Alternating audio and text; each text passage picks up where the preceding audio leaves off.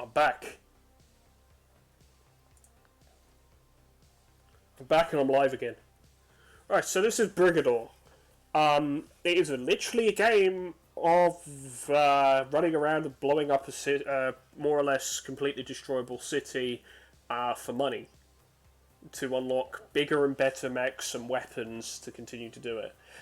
To continue to do that. Now, there's a lot of content in this game for the simple premise of it, for its simplistic premise. So what we're going to do is freelance. Because you can pick a number of pilots, they've all got crazy names. I mean, you've got ones like the Auditor, Johnny Five Aces.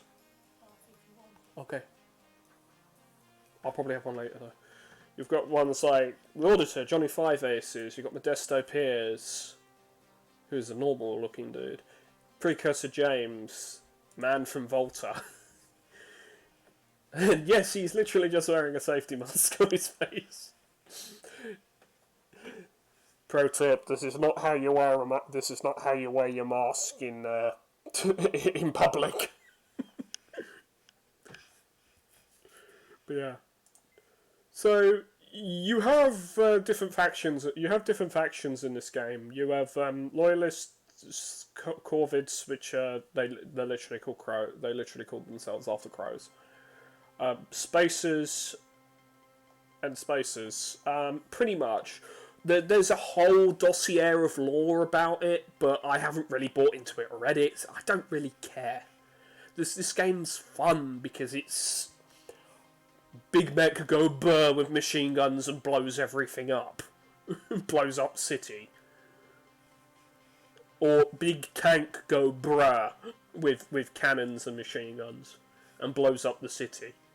And that's literally the goal. Is you've got, with these freelance operations, you're literally doing it for money to just buy like all the collectibles, the unlockables and that. The campaign just has you go through missions that basically you can buy in freelance anyway. Each operation obviously is different. It has X amount of maps to it. It has X amount of maps to it, so I do like the Toro. So it has X amount of maps to it. So how it works is you clear one map and you move to the next one. You have to do one of the three objectives, and you've got 3 side objectives to do. If you do them all, you get a big cash payout at the end, and that's basically what you're doing it for. You're doing it for you're doing all this destruction to get as much money to buy different weapons, different mechs, different vehicles, more pilots as well, and yeah, it's basically it's fun explosive destruction in a city.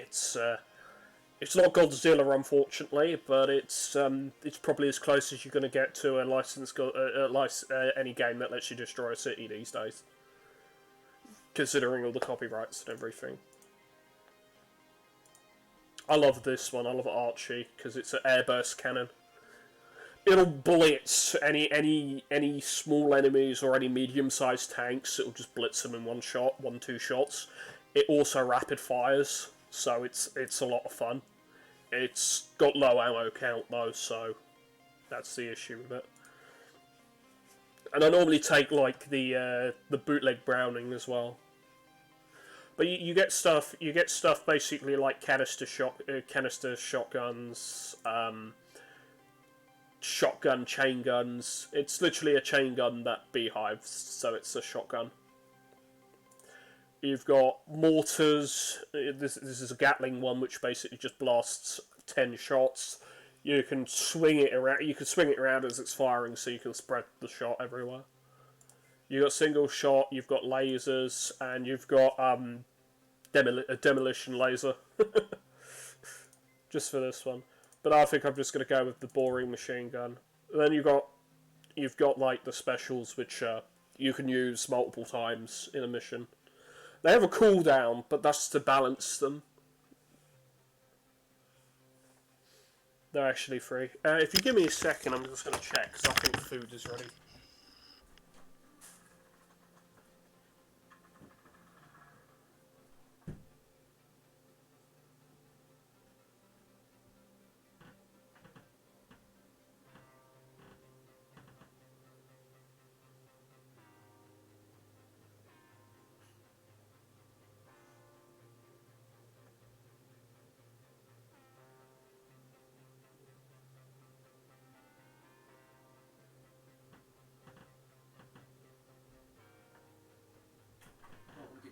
For having... Right, no, I'm back. It wasn't food or anything. Food wasn't there, so... And I forgot there was a bath, so I had to just unplug it because someone offered me one, but I don't need it right now because I'm trying to stream. If I wasn't streaming, I'd take it, but it is what it is.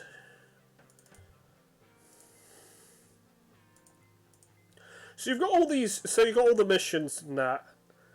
This is the one I want to save for a special stream. 39 districts.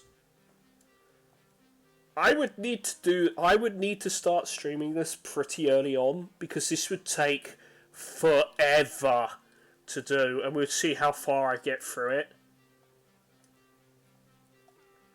But it says it's 39. Like even Solo Nombre. Solo Nombre is 18, but it gives you early exit. Closed Casket Special does not give you an early exit, which means you cannot exit. You cannot exit any of this. You literally have to do every single one. Only one of the objectives, yeah, but you have to do it. That's the thing.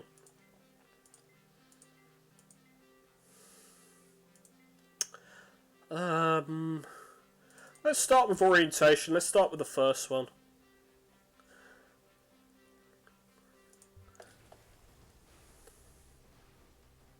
Now, as you probably already know, I have played this game for a while. I've owned it for over a year or so.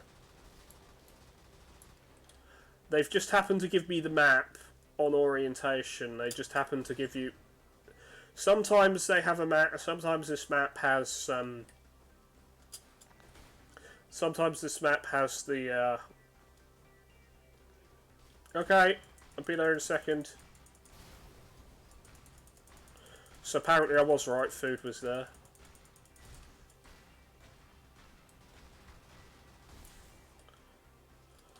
So just give me a minute. I'm sorry about all the interruptions. There's just things going on at home.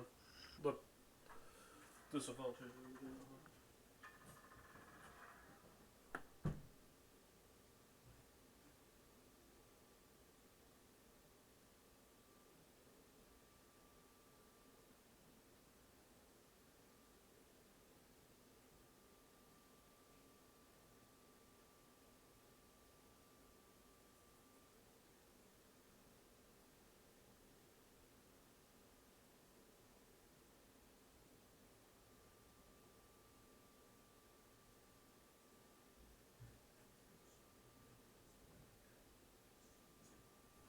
Carry that.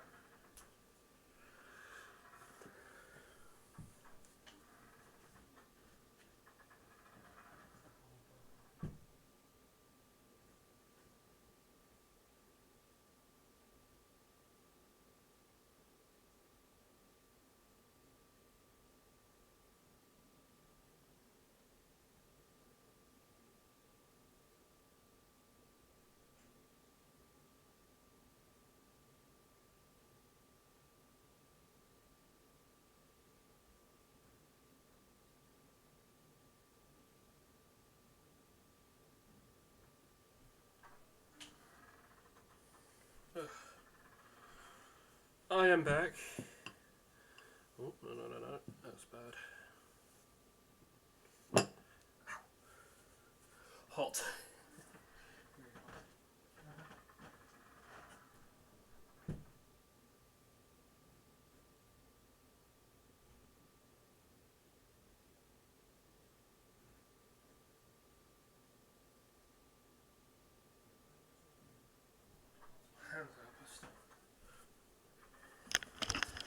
I'm back. I'm back. I had to carry hot food, basically. So hello, anyone who's here. Let me refresh chat just to see who's talking. I'm back too. I needed a drink. Ah, okay. Leave now. The meeting is physical. Yeah, that's fine. I don't mind. Thanks for tuning in, Milati. Milati, however it's pronounced. I'm bad at pronunciation of names. Blame me being British. Okay. So anything you missed, you can watch again. You can watch me. I've already explained it. I'm not going to explain it twice. But this mission normally has robots. Like it normally has enemy mags. So I'm not sure why it's giving me the map that doesn't. But everything in this map is completely destroyable except the city walls. These you can destroy. The large ones, if I did that to them, it would bounce off and blow me up. Because it won't let you blow. It will not let you blow up the main city walls. Okay, that is the limit of the map. So obviously they need a way to keep you within the limit of the map. So that's why they exist like that. There are highly explosive. Obviously there are things that are highly explosive that'll take you out if you walk into them or mess up. But yeah, so what I'll do, so basically how this game works is you see I've got structures, captains and depots and all that. Depots are extra objectives. I need to finish one of the structures, which are orbital guns. I need to blow up all the orbital guns on this map, or I need to kill all the captains, and then I can move to the next one. And if you do all of them, obviously you get a bonus. You get a bonus to doing all of them. Now I'm only doing I'm doing them in order, like these ones in order, but I've unlocked ones that are like 18 districts. I've got the big one that's 39 districts. I am not doing that. I am not doing that anytime soon, because that will literally have to be done doing via one objective, and that's still probably going to take me several hours to do. These maps are big. Yeah, these maps are very, very big, and they some are huge, some are even bigger than this. But the majority of them are very, very large. They went with, here's a big map, here's a big city map for you to blow up. Go have fun. So this is probably not the best one to do it, but it's the first freelance one, and I'm gonna just play through the freelance ones first. Then I'm gonna do then I'll do the Brigador campaign, because the campaign is a bit it's limiting. It's very limiting from what I've found, because you have to do it the way they want you to do it. Like they give you preset. They give you preset loadouts and stuff like that, and I'm sorry, I find that very boring.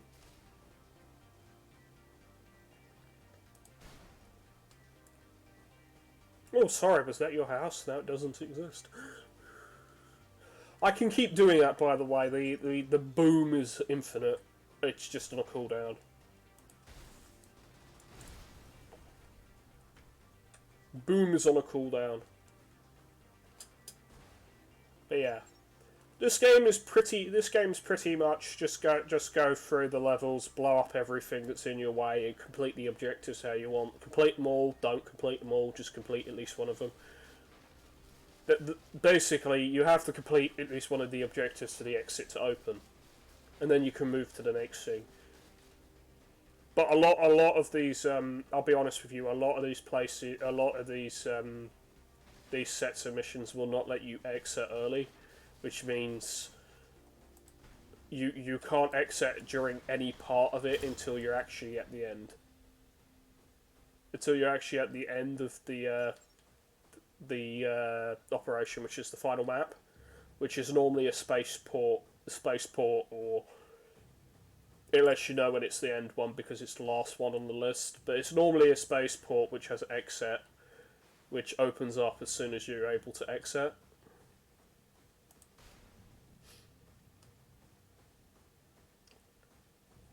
You can trigger alarms as well in this. Once alarms are triggered, barriers go up. You also lose a cash bonus as well, which is like 500,000. So it's very annoying. And if it happens in any of the missions you're in, especially longer ones, you're screwed. You've lost that cash bonus. It's not just per map, it's per the entire thing. Any alarm goes off because of enemies. Because of enemies, you didn't kill the enemy that can trigger the alarm. And you're screwed. You lose the bonus. Oh, I'm out of airburst. Okay.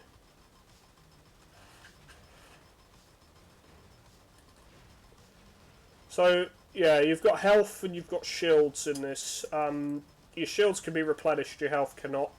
The hull, aka the health, cannot be replenished at all.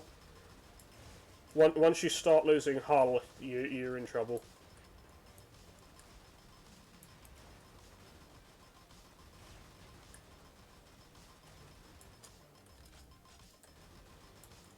There are heavier vehicles. Obviously, there are heavier vehicles, lighter vehicles than the one I'm using currently.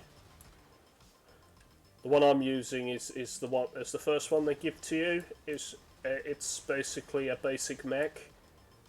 It's a basic walking mech. It's pretty good at just about everything because it's got a yeah. As you see, if they've got a bead on you, they've got that eye on you. If they've got the eye and it starts going and they starts getting the tower icon over them, like the broadcasting icon, then they're broadcasting that they need them that they found it and they need reinforcements and they're gonna basically set an alarm off. Captains can do it, but you also get like little scout cars and stuff that can do it as well.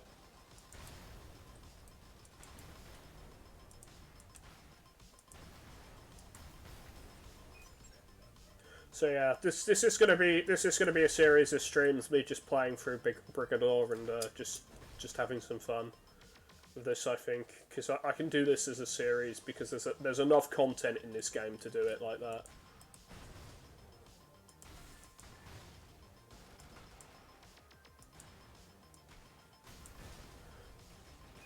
Mind you, the game does actually get harder. I will be honest, it does get harder. The more maps you play, and depending on the pilot, the difficulty can either stay the same or go higher. Now, I'm not playing with the basic pilot.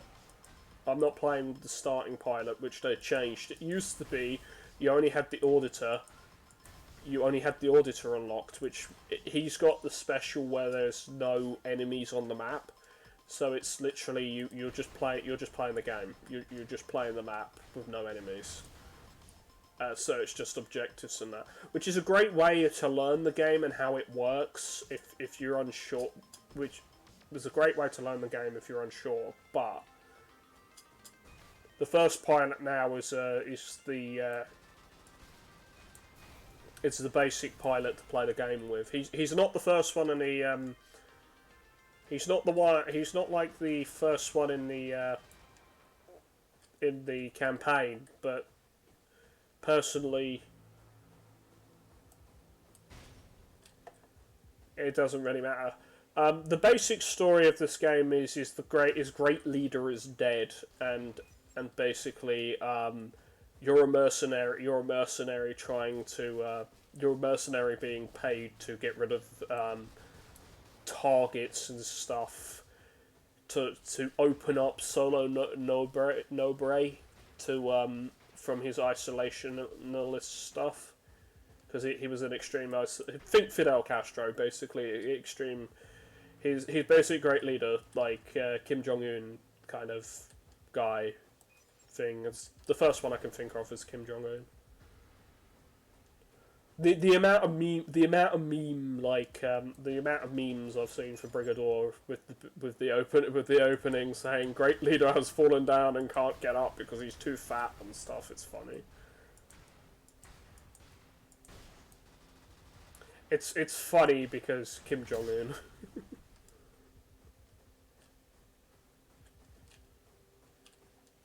But yeah.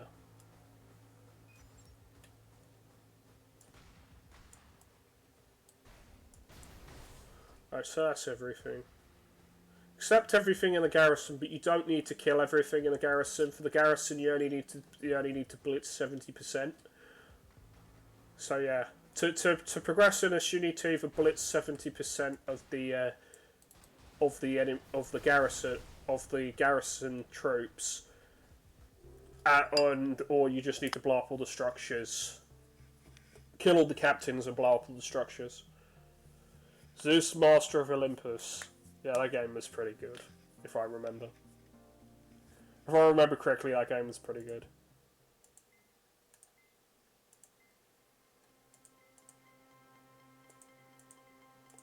Let me try a heavy one. Holy crap! That's a giant cannon.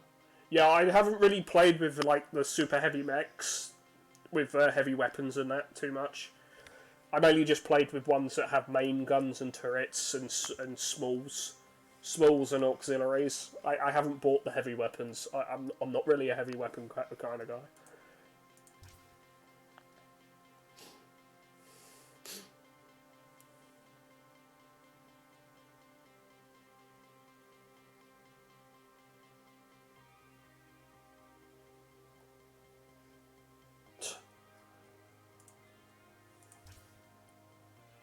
Wow, that's massive. That's a siege. That's a 4x4 chemical projector. This is insanity. We're gonna take this giant heavy cannon though, and take a machine gun. But yeah, it's literally you get super heavy mechs that get to take heavy weapons, and the whole thing is kind of fucking ridiculous. But yeah.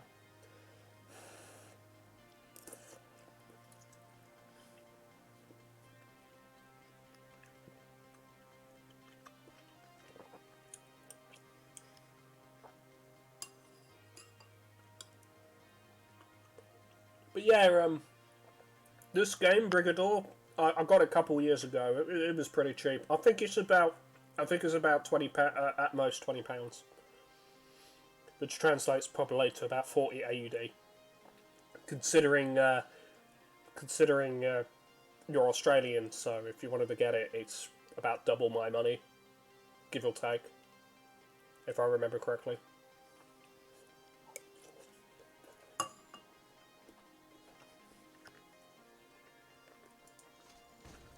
And yes, before anybody else, you can play this game Black Ops like. There are options to do that. You do have mechs that are silent. You do have mechs that have the ability to do that. It's just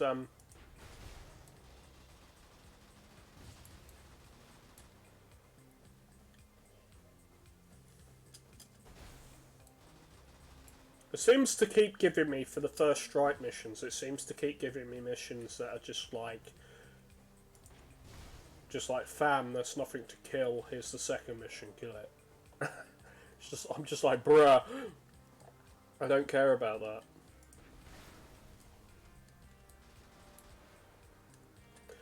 So yeah, you might notice I'm walking a bit slower on train tracks, and that modern train tracks slow you down a lot, unless you're flying an anti-grav, a-grav.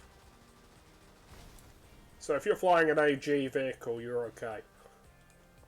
You start walking on mud and train tracks and other stuff. Like, the mud slows you down a bit. Train tracks slow you down to an absolute crawl, I do. Especially if you're in a walker.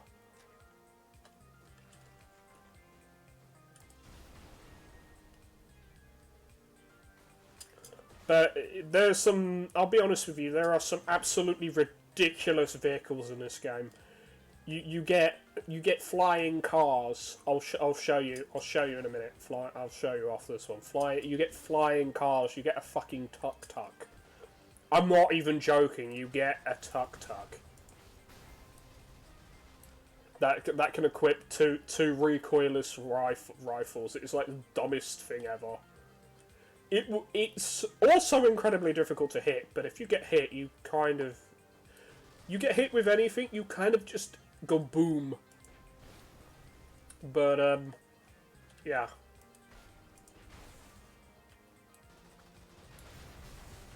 That's what I was after, big explosions.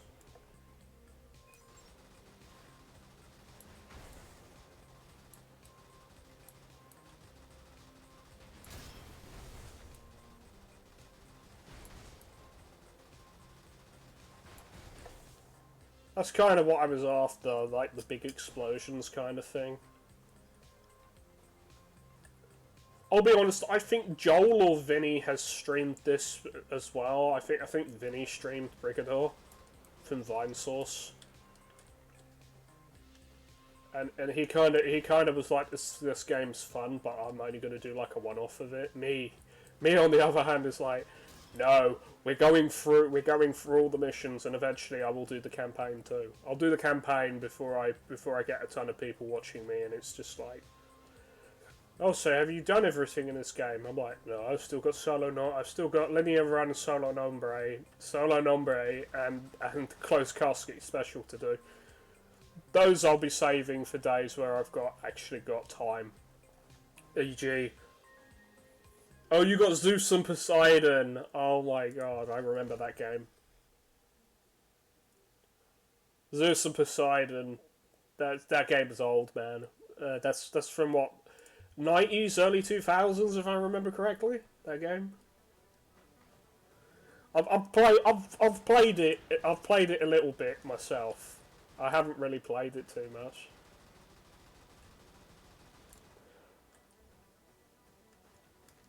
I will say this: the one thing that sucked this month is beginning of the month, beginning of last month, or halfway through it, has subscribers.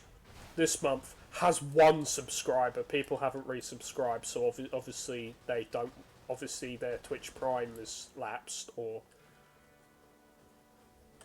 played it so much as a kid. Yeah, I didn't really have a PC when I was a kid. I think the most played PC game I had as a kid was either Age of Empires 2, or it was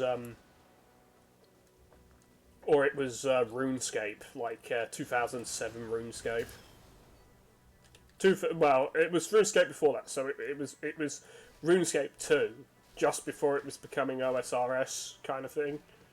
Before it was becoming RuneScape 3, and now it's just basically known as OSRS. The thing is, I would stream RuneScape if I had a reason to do so. If I had people saying, "Hey, stream RuneScape. We want to watch you play RuneScape," I'd stream it. But the thing is, I've got no clue what to do other than, skilling and quests and stuff. The problem with RuneScape is unless you're a PKer or you're doing like we were able to do stuff like Scythe's able to do, Dragon Paws. But I know there's both Scythe and Dragon Paws. Yeah, if you've got the ability to solo bosses and show that off, and I suppose that's content for the game too. But I really wouldn't know how to stream RuneScape if I was to ever do that. I've got no clue what content is good, what people want to watch. Do they want to watch PvM, PvP? This is the problem I have with MMOs. It's like, what content is good stream content for an MMO? And you've got the typical people want to see dungeons, people want to see action and that. And the problem is, most MMOs are not very good for streaming. At least what I've noticed. Unless you've got a decent following, whereas then you can just go everywhere and just say, hey, I'm looking for these items, I'm doing archaeology in like World of Warcraft or ESO or something, and it's for me it's one of those things where I'm just like, bruh. I remember Guild Wars 2. I think that's a pretty good game to actually stream. I would need to reinstall it, but I think that might be a game that might be a decent MMO to stream just as a chill game if I'm not doing ESO stuff. Because to be fair, I don't really stream on ESO. I just play ESO because I do. Though I've been taking a little bit of a break the last couple of days because for me it's been feeling like an obligation to play it because I'm a recruitment officer in the guild that I'm in. So it feels a little bit more like an obligation that I have to play and recruit people. I mean, I'll do it when I'm playing, and I don't think my guild has a problem with that. It's just I'm feeling a little burnt out doing it, so I don't mind doing the occasional random stream of I'm doing pledges or I'm doing dungeons here and there kind of thing for it. But I don't think I'm going to be like super playing it too much. Like, I'll be going on every couple of days or so, I think, to play it for a bit, to do a little bit for like an hour or so, and then I think I might just say, nah. Because I've been playing Lord of the Rings online as a chill game, and to be fair, it's pretty chill. I've been playing it with a friend of mine, and it's pretty chill to play that again, because I used to play it on and off when I was younger. Back when it was subscription-based game, and the problem was because it was subscription-based, there was a lot you couldn't do because you needed a credit card or debit card to play it, and I didn't have that back then. This is when I was trying other games out in 2012. No, this was when I was trying other MMOs out other than World of Warcraft when I wasn't playing World of Warcraft because of my addiction to it.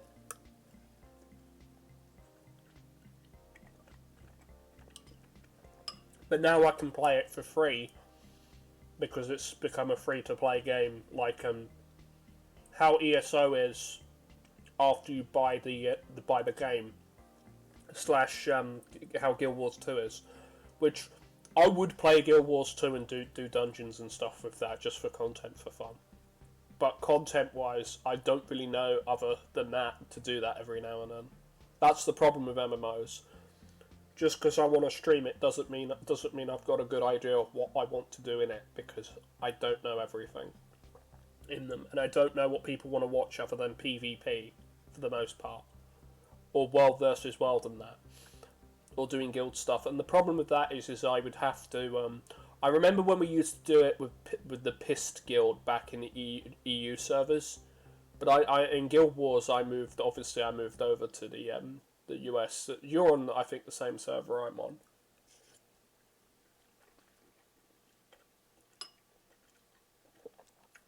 Either the old one that I was on or the current one that I was on. I don't remember. But the thing with Guild Wars is just literally it's free to play, so it's one of those games you can just download, jump back in, and you're just like, hey, this game's cool.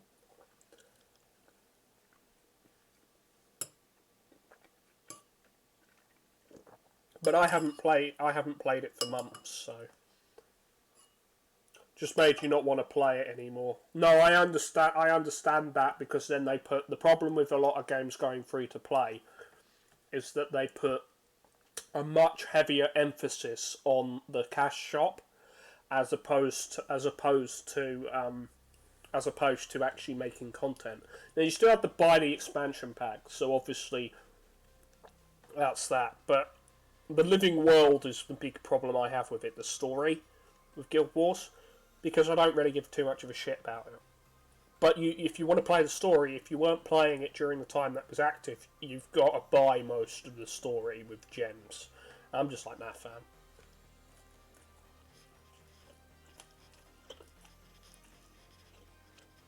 Like, if you want a free good MMO to play, I will recommend Guild Wars 2.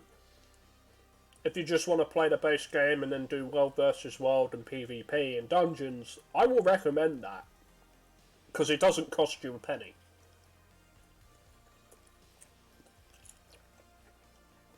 As opposed to like Black Desert Online, which it's free to play, but it's not really worth your time because it's Korean. And compared to stuff in the West, Korean MMOs are very much basically you grind or you pay for power kind of thing. It's pay, pay to win. I don't like that.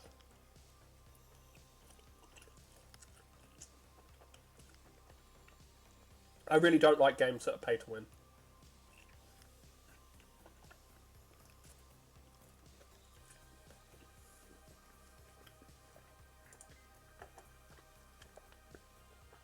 So as I was saying, with ridiculous vehicles, you can get like you can get tread bikes. You can get tread bikes, power suits. You've got a frickin' van. You've got a van bolted and fused to tank treads. You've got a bloody tuk-tuk. I'm not even kidding you. You have a tuk-tuk. Then you've got basically a flying tank. You've got flying tanks, and you've got this anti-grav that basically looks like it's from Wipeout. Got one that looks like a helicopter. Then you've got flying cars. You literally have a flying car that has the same firepower bolted to it as a heavy walker mech. It's ridiculous. This is why I like the Corvid, because they're ridiculous. It's literally farm equipment bolted together with two people holding on for dear life through fire guns and someone driving it. I'm not even kidding you. Or you've just got an anti-grav, which is basically just something someone who was high on drugs made up, and it has a turret, and you basically attach like a tank cannon to it and a small recoilless rifle or something. It's ridiculous. I like the car because basically you can attach a tank cannon to a flying car. I'm not even joking. You can attach tank cannons to flying cars in this game.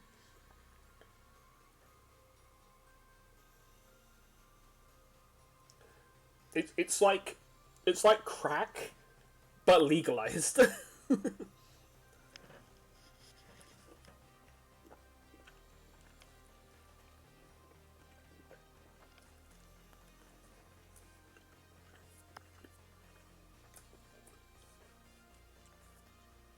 I remember when we used to play Wipeout on the PS3.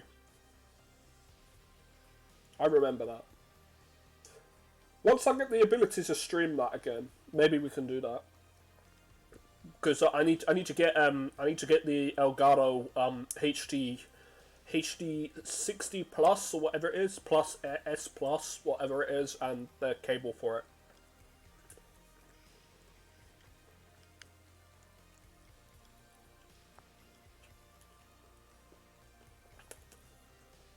But I'm not necessarily going to be able to get that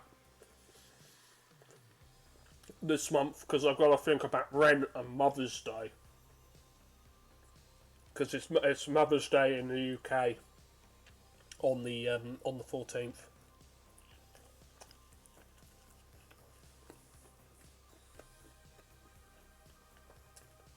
I'm not saying it's annoying. I'm just saying it's annoying to my plans of having money to be able to do stuff to stream to make more money. Or at least have the potential of making more money. Because as I said, as I do this is a hobby. I'm not expecting people to be like, here's bags and here's a big giant bag of money, take it. Because I don't do stuff like art commissions and that where people literally will throw money at you.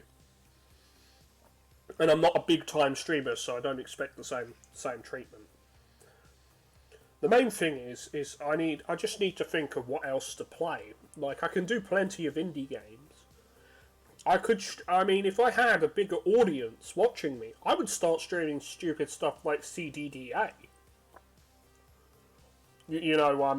Cataclysm Dark Days Ahead. Hell, if I had people who wanted to watch that, I'd stream that. I would totally be playing absolutely broken character though, because quite frankly, whilst I know how to play that game, I ain't got time to level a character up if I'm gonna stream it. I ain't got the time for zombie hulks to tear me to shreds. I just want to kill them with kung fu and stuff.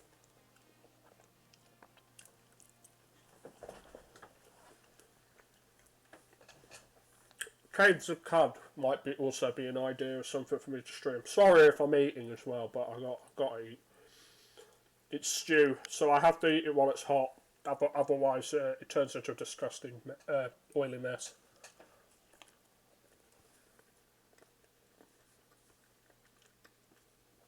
That's one of the benefits of living at home. You don't have to cook for yourself, but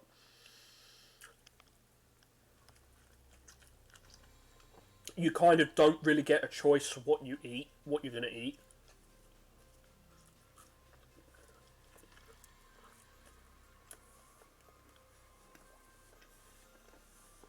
So it's kind of like I have to eat what my parents cook, kind of thing.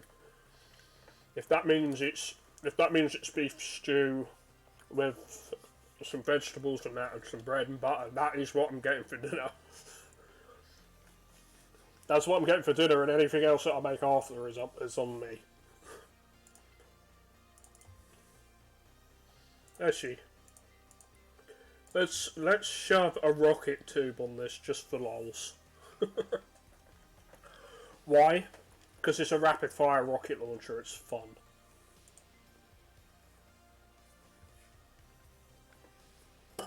Oops, careful. We'll stick a machine gun on it just because it gives you a decent weapon as well.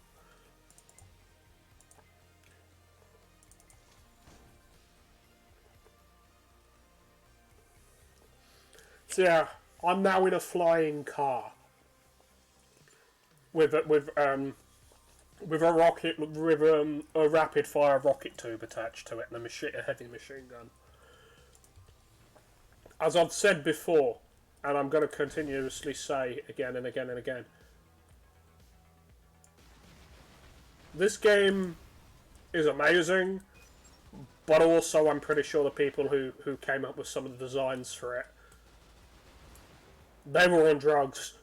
I'm pretty sure some of the designs came off after, you know, smoking bud.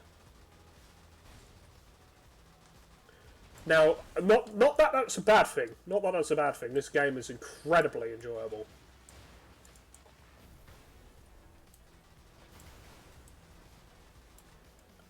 It's just some of the design choices make me question where substances used in designing them, in designing these things. I'm also not bothered if anybody watches right now or not, because I'll just upload it. I will basically just be uploading this to YouTube. I will just simply be uploading this to YouTube, the stream, and it can be archived. And as I know, it's early days, as I said, early days, and I don't expect to get a ton of people watching this. As I'm not a big streamer, and I expect to get more from Guild Wars, not Guild Wars, ESO, because of the guilds that because of the people with guilds that I'm affiliated with and stuff. But I'd really need, like, obviously, I need people's input. Do I do more Guild Wars? Why am I thinking of Guild Wars? It's because I was talking of Guild Wars. About Guild Wars. No. More ESO stuff. I'd have to have, like, people say, like, on my Discord, this is what we want to see more of this, we want to see more of that. I know personally, you don't care, Matt, but a lot of people, some people on my stream might care. But at the end of the day, I think it's more of a case of, hey, this is something to watch to get rid of the monotony of real life. And hey, if I can do that, and people are happy with that, and they completely, and as I said before, if people watching me, it takes them out of their busy 9-to-5 life or whatever work they're doing or whatever. Even if it is like the most scuffed stream ever, if they're happy and it helps them forget about life and they enjoy it and they get a few laughs out of it, then hey, who am I to complain? I'm just happy that I'll just be happy that people decided to watch my stream over the myriad dozens of other streams over them. I think honestly though, I need to start doing some co-op stuff on stream with other people, like stuff where they can join in. So I need to maybe I need to stream some games like Party Hard, Jackbox, that kind of thing again. But I'm as I said on the first ESO stream that I did that is up on YouTube. I'm dubious. The problem is I'm dubious about doing Jackbox again and streaming it. Now, I know that sucks for everybody, but the reason for it is obviously because some people can't behave themselves and they have to ruin everyone's fun, basically. Because they have to go call themselves something that is not socially acceptable. I won't repeat what people could have said because I highly censored it on the first video on YouTube. So if you really want to know, then go watch that video. But it was censored. I did censor it.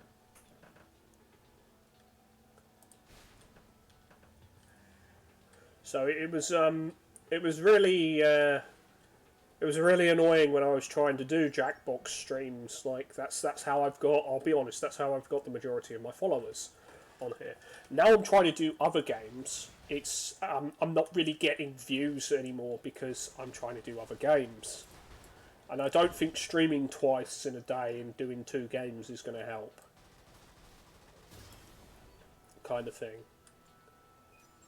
Although I'm pretty sure this is how like VineSource and other big streamers do it. They stream one game and then they say, "Oh, hold on, we're moving to another game," and that's where you go from there.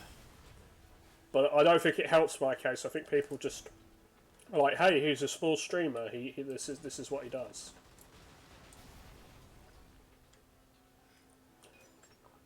Also, I'm not entirely sure. I'm not entirely sure when it comes to like what's the best times to stream for people. Like I know in the UK, most people are off work by about 6 p.m. Unfortunately, my viewer base are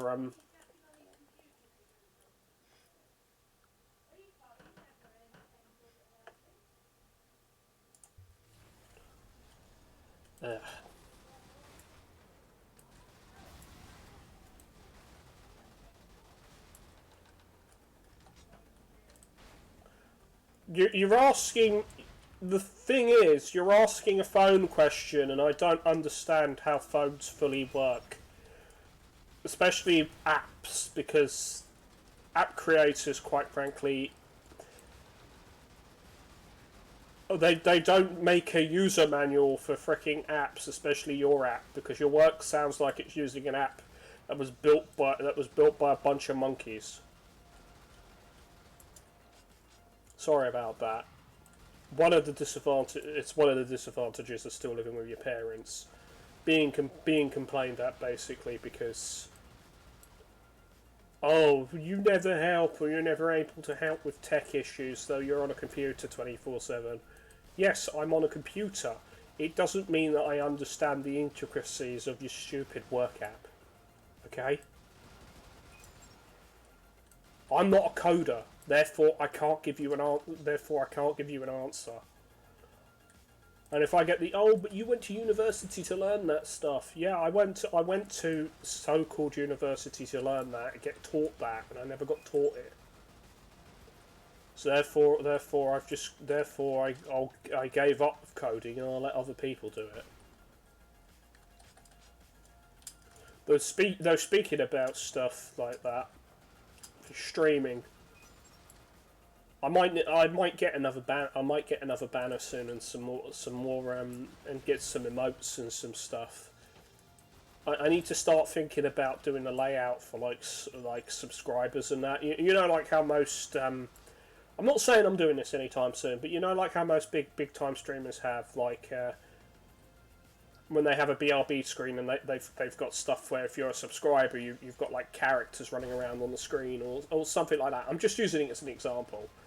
Like when you're a Twitch sub, you do that. Like I'm thinking about potentially doing that in the future when it's more viable. But the thing is, if I even get to that point, because we all know how saturated Twitch is when it comes to that. I'm also bound by the rules of Twitch, because if I stream on Twitch, I'm not allowed to upload this anywhere else other than Twitch for 24 hours. And I know I constantly say that, but it's a reminder. It's something I have to constantly remind people of. I'm like, oh, why didn't you stream this on YouTube? Well, I stream on Twitch because I have the biggest audience on Twitch. The reason I put it on YouTube is because you've got this. Well, it's extra viewership potentially. Not that anybody's watching me on YouTube, because I have like 22 subscribers. So I don't see the point of that.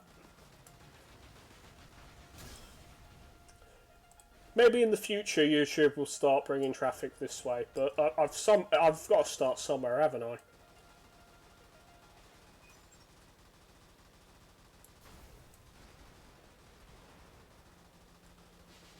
I'm hoping potentially one day that I'll make enough money that I don't actually have to go to work anymore from this, but I know that's not realistic to just drop everything and be like, hey, this is YouTube, I've got to do this. I'm not going to become some r/reader for Reddit. I don't think people would cope with me doing that.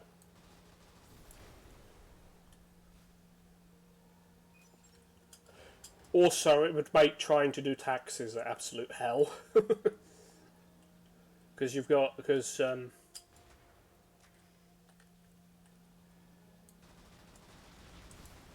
yeah, I don't think it's a good idea. I think streaming in that is a good idea, but everything else I don't think is a good idea.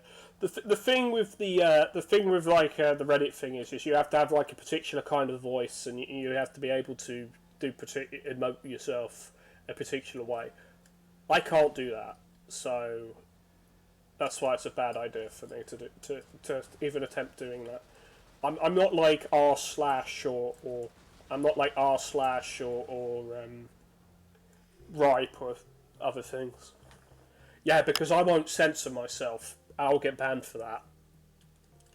Also, my opinion is not widely accepted as an acceptable opinion, apparently, for other things. It's like I wouldn't censor rude words. I just wouldn't say them, kind of thing. But I get into trouble because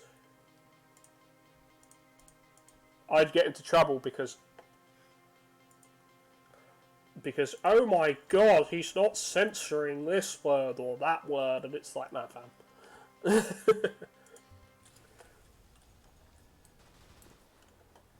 Nah, if it wasn't for the fact that I'm an affiliate on Twitch, I would have fully considered maybe potentially moving to Glimesh, because I don't like there are some Twitch policies that, while they haven't affected me yet, they could affect me in the future, like the advertising and whatnot.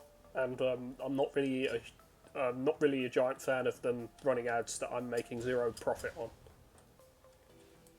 It's like, if you're running ads, I need to make profit on it.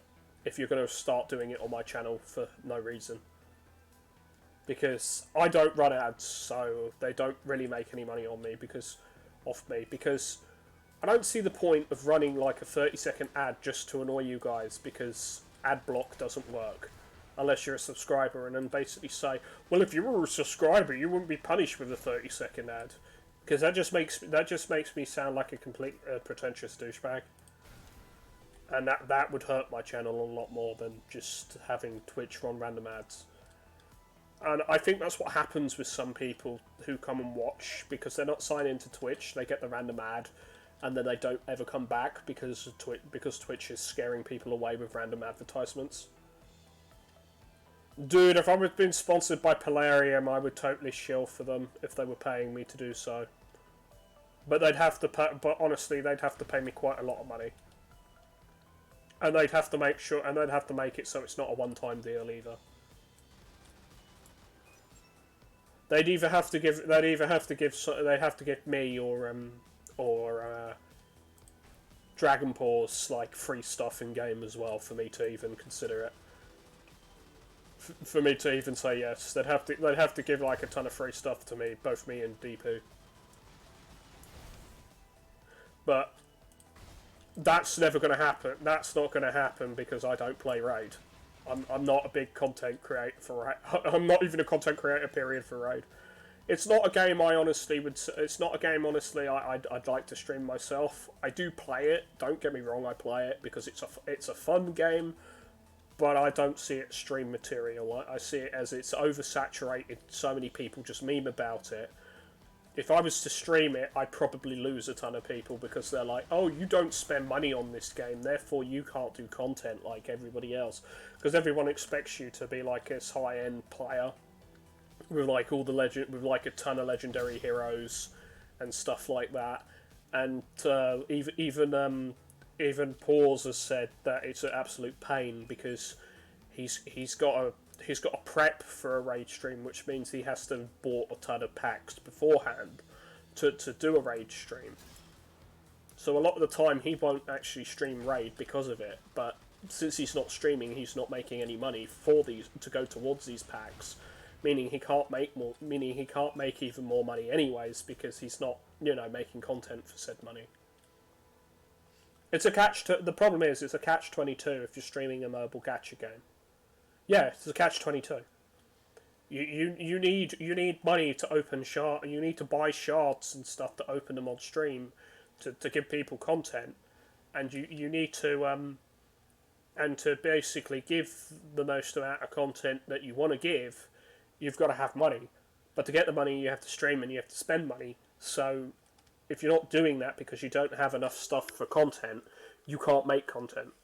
Yeah, the raid streaming power. It's not even just raid streaming. It's not even just raid streaming. It's anyone who's doing a mobile game. It's the mobile game. It's the mobile game streamers paradox. That is literally the vicious cycle you find yourself in. You've got to buy energy packs in order to do content in the game. You've got to buy arena packs to get like the arena. Why is it double commenting? I don't know. I think that's Twitch. I think that's Twitch being stupid. Twitch has been having a lot of issues recently, especially with titling stuff. If it's not done on a PC, like basically, if you are not titling your stuff on a PC, you are going to have double titling issues. E.g., I'm streaming Game X, but I'm not actually streaming Game X because I'm streaming Game Y, but I'm not going to redo the title.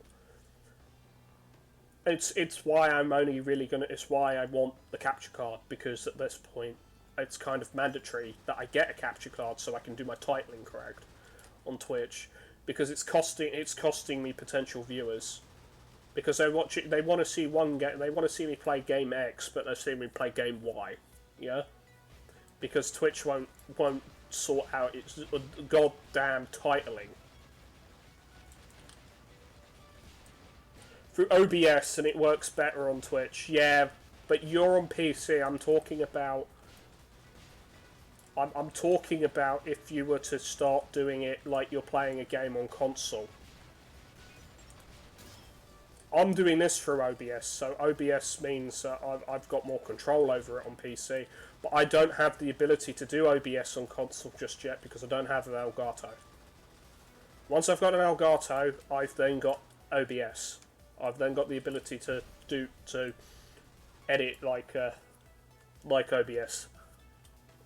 The problem is I don't have the money for an Elgato, and unfortunately this month is also an expensive month because there's Mother's Day, which means I need to get a Mother's Day present. I've got to pay rent and get a Mother's Day present, and then work until I'm paid again next month. Yeah, and I'm talking about this month, by the way, because I'm paid on a lunar calendar, which means I'm paid every 4 months. 14th, yeah. I know when it is. It's 3 days after payday, which means I have to buy Mum a gift. and then it's like trying to save money, but it's impossible to save money because I don't make enough money, even if I'm not spending it on a ton of stuff for like streaming or just in general. And it's a hellscape basically. I'm stuck in this vicious cycle of never having any money, and it stresses me out to no end. I think that's one of the problems, which is why I'm not getting any better, like with my gut.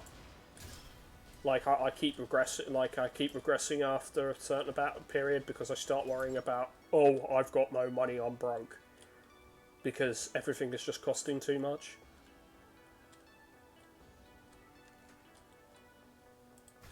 And of course, since that happens, it then costs me money because if I can't go to work, I'm in trouble. Yeah. I'll actually, if it happens again to me, if I get another illness, I'm on a final written warning potentially at work. So I have to wait a whole year before I'm allowed to say I need a sick day because I'm sick, unless I have a doctor's note. No doctor's gonna give you a goddamn doctor's note during this whole pandemic unless you're actually dying. Yeah.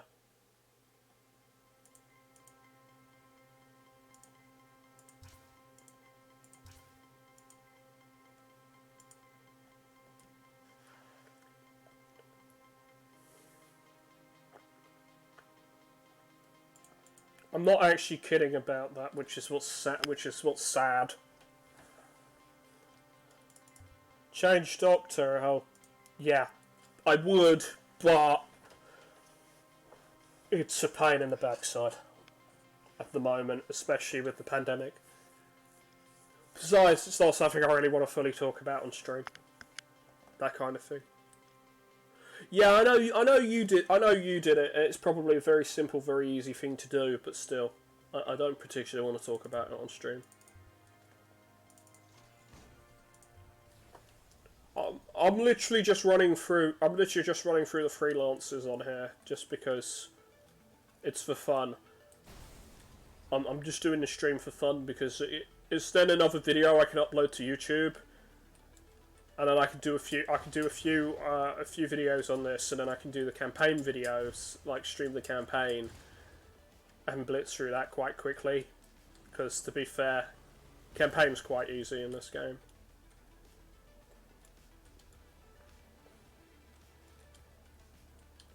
And then what I'll do is for later is when I feel like it, when I've got proper viewers and that, I'll say here's the solo nombre one, and here's the linear one of that, and then here's the the full blown, like the full blown thing, because there's one that's 39 districts long.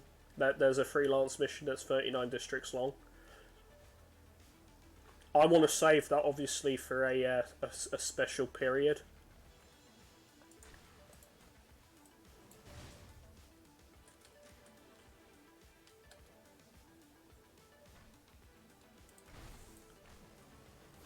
I mean, that's the thing. That's the thing. You can have certain content on certain things, but as long as it's not on Twitch, if you're an affiliate, as long as you're not multi-streaming it, or you're only keeping the content on there or you keep the VOD on for a day, you're okay. The rules with Twitch are a bit iffy. It's because they're subject to change at any time. They could legit just turn around and say, well, you can only upload the VOD, you can only stream on Twitch. I wouldn't be surprised if they decided to go that route eventually and say, your streaming can only be on Twitch, but anything else can be here. So if you're a Twitch streamer and you want to make money, you have to abide by this.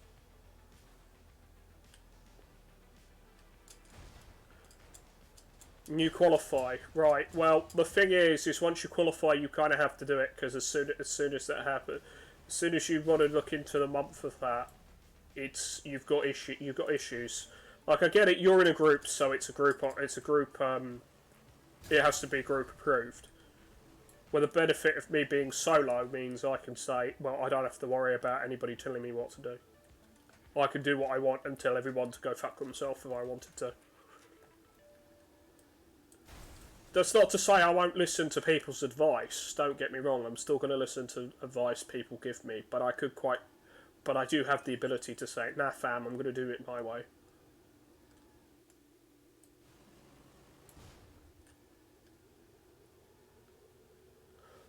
No, I wouldn't sign an exclusivity deal unless they were offering me a lot of money, and I mean they'd have to constantly pay me a lot of money over X amount of years for me to be exclusive. But I'm not Ninja, so I'm not going to get an exclusivity deal. And I mean, I wouldn't do it with Twitch anyway because I don't agree with a lot of Twitch's policies. I don't like a lot of the stuff Twitch does, and I don't agree with their policies.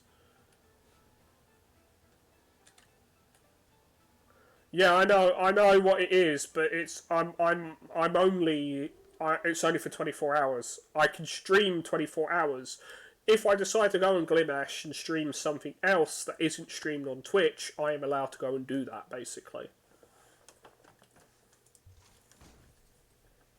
I just can't, let's say, because I'm streaming Brigador on here, I can't go and stream Brigador on Glimesh. Because then I'm in violation, and then I'm in violation of my thing. But if I'm under another account and they don't know it's me, then technically I can do that. But unfortunately, because you're under the same account name, because it's easier to go by that on a thing, your name X account is, because people recognise you like that, you'd get into trouble. But if you're doing it on a completely unrelated account, because a friend was there and you just happened to be there, you won't get into trouble for that. But I wouldn't do it just on the safe side because I know what legal teams are. The thing is I know what legal teams are like. They even catch a scent of a potential lawsuit that they can make money on, and it's like sharks. It's like blood in the water with sharks. They'll all jump on you, and it's like. But I haven't done anything. Nope, you've got to go to court because bloody blah, cease desist, bloody blah, pay this money. And it's all a headache. It's why I only really stream on Twitch and then upload it to YouTube after a day.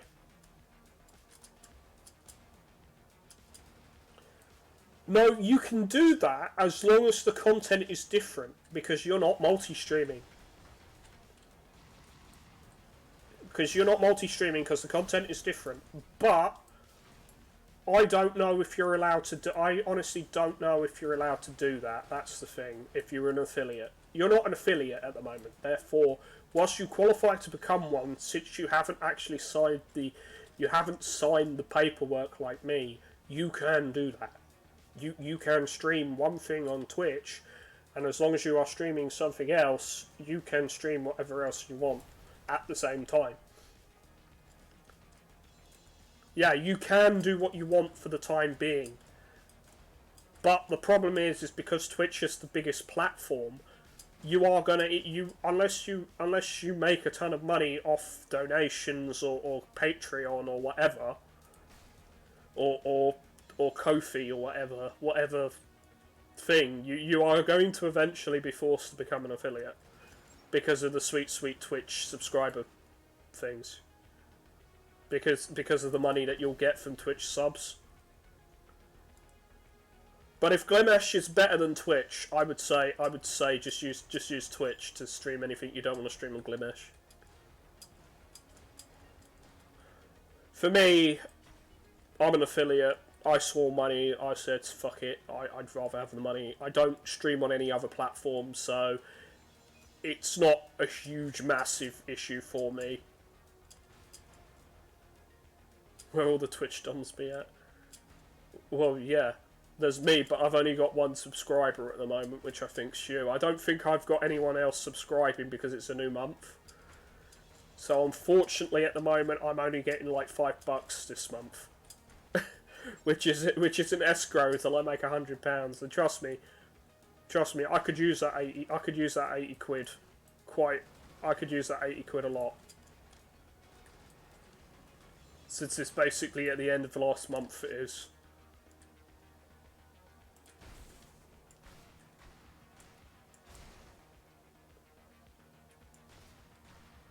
$200 months, yeah, then I'd have the fucking money. That's the problem. Yeah, because I had 5 subs, but I think it's because it's the end of the month, and since it's a new month, I think Twitch Prime subscriptions have lapsed because you do have to redo it every month. It's why I'm waiting to reuse mine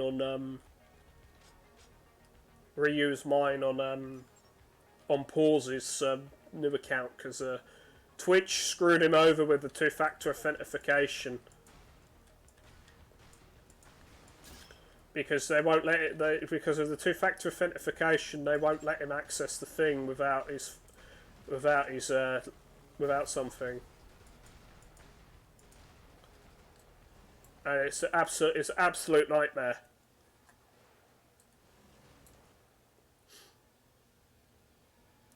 It's an absolute nightmare. So I suggest to anyone who's a streamer, don't lose access to your two-factor authentication. For any reason, because Twitch support won't help you. They do not care. Unless you are making them money, they don't care basically. So I suggest to anyone who's on Twitch, who does have a Twitch, do not lose your two-factor ability for two-factor authentication.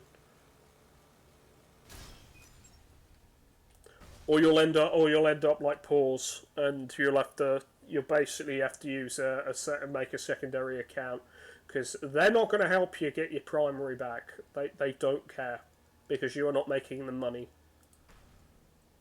That's the sad thing about Twitch support. Basically, if you are a big time streamer and make Twitch money, you get preferential treatment should an issue happen.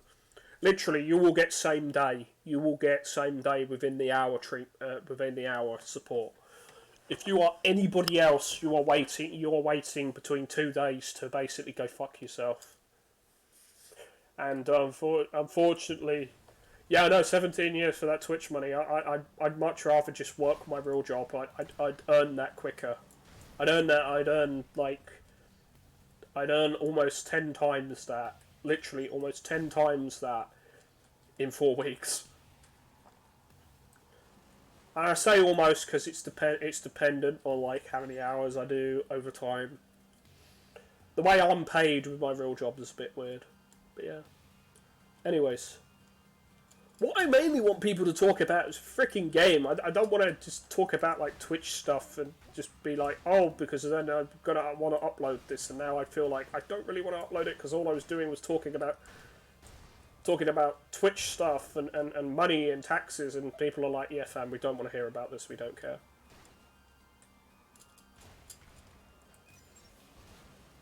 So it makes me wonder if I'm even going to upload this. Gun go burr. Yeah, gun do go burr. Yeah, people don't want to hear about the money stuff. What is this game? It's Brigador. I've been playing it a lot off stream, but that's because it's a really fun game.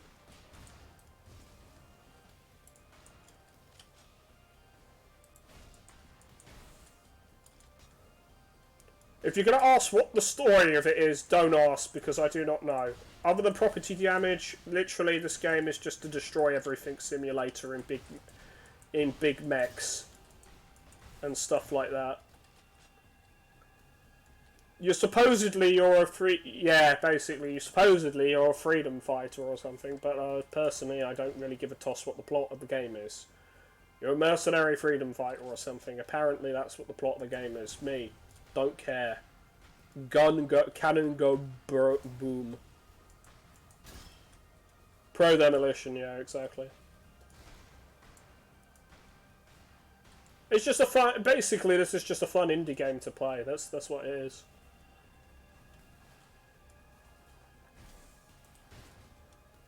It's a fun indie game to play. So yeah, I still think I'll upload this to YouTube, just because it's early days. But I think for the future, for the future and now, I think the money talk needs to be kept, like Twitch and finance talk needs to be kept to a minimum. You could see this in a cabinet. Yeah, it probably is a remake of it's probably a remake of an old game. I don't remember. I don't know if it is or not.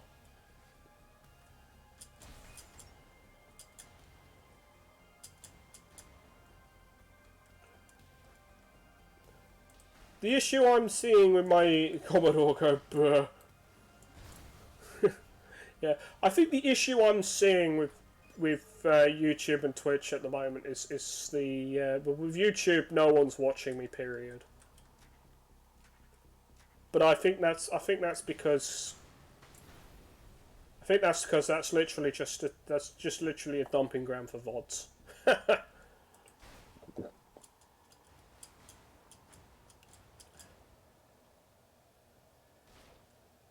It's literally at the moment it's just a dumping ground for VODs. So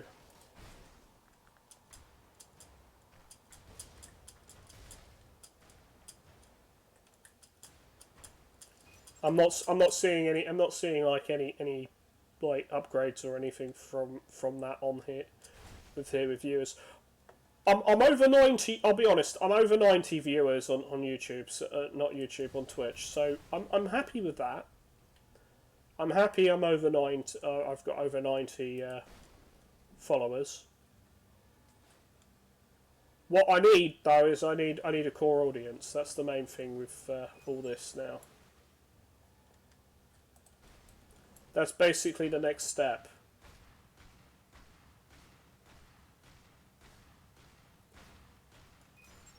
That's why I need some.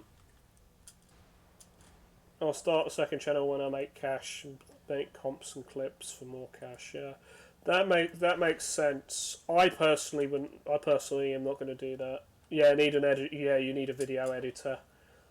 I can't do that kind of stuff. Therefore, I'm not going to bother. Literally, for me, it's just going to be like, if someone on the stream clips something, I'll probably just take all the clips, download them, and just say, "It's the clip compilation." Yeah.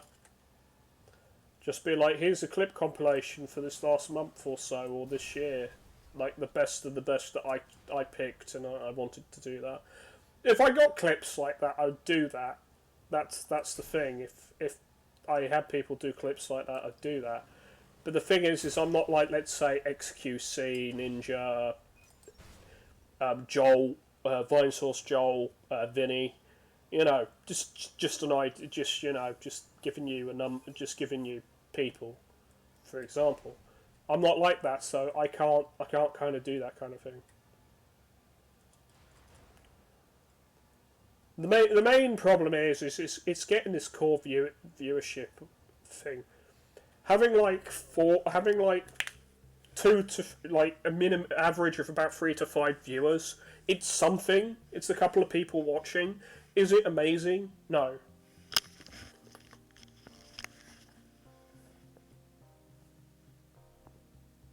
And do a bunch of YouTube stuff because I CBA to edit. Yeah.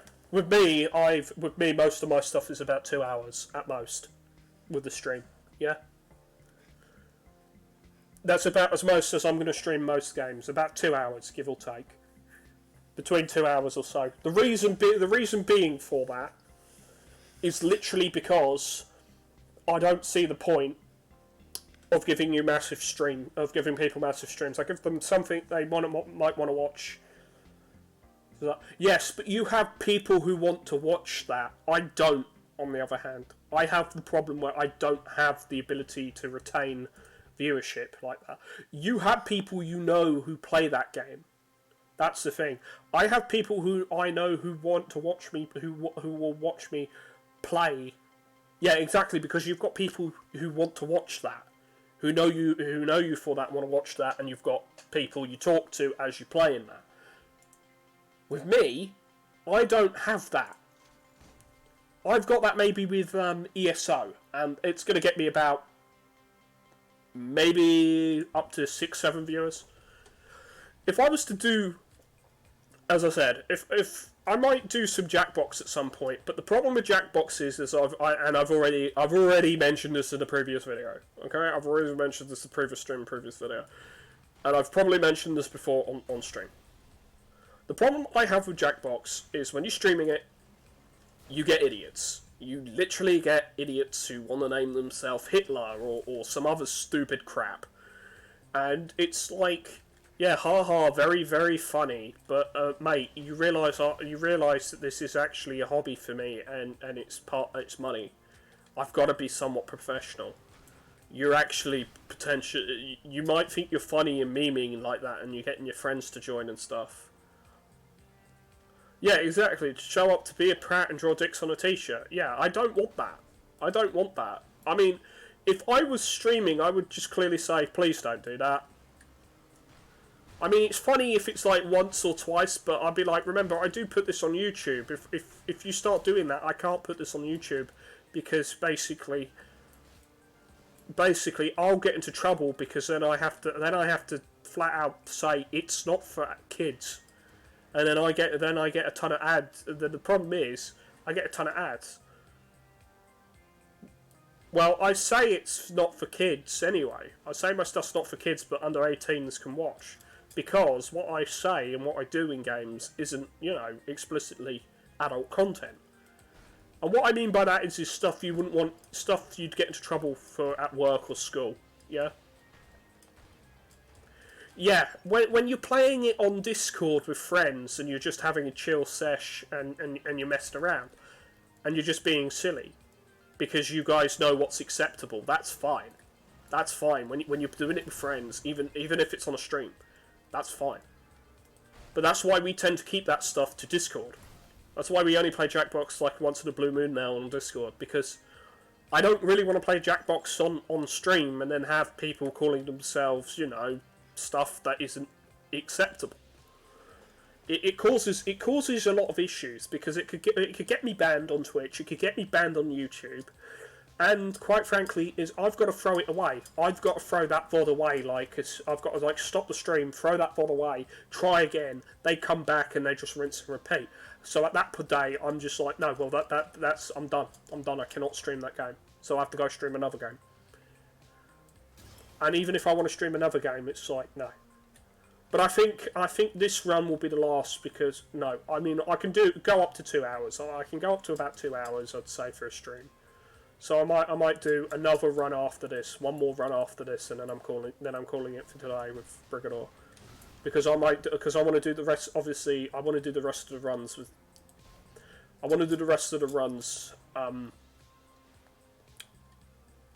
on stream later as well. And I know that's some of the longer ones, so I'm trying to do them in order just to get rid of the shorter ones. Yeah, so I'm doing the shorter ones first, then we can do the longer ones. And once I've got more people watching, like if there's actual interest in this, then I'll do stuff like the Solo Nombre one and that, which is 19 districts, which is why I'm saying I don't want to do it like all today, because I want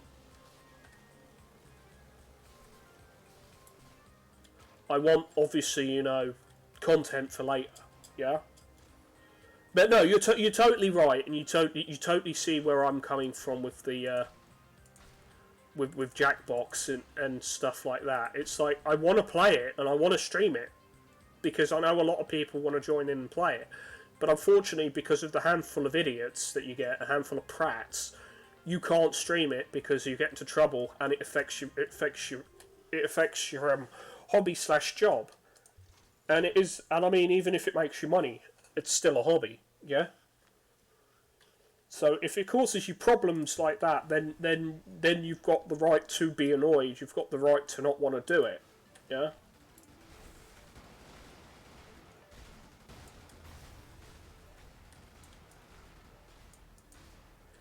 And it's for me, it's like, I'm considering, do I want to do it again? Do I want to start streaming that stuff again because of, people being dumb in the past with it?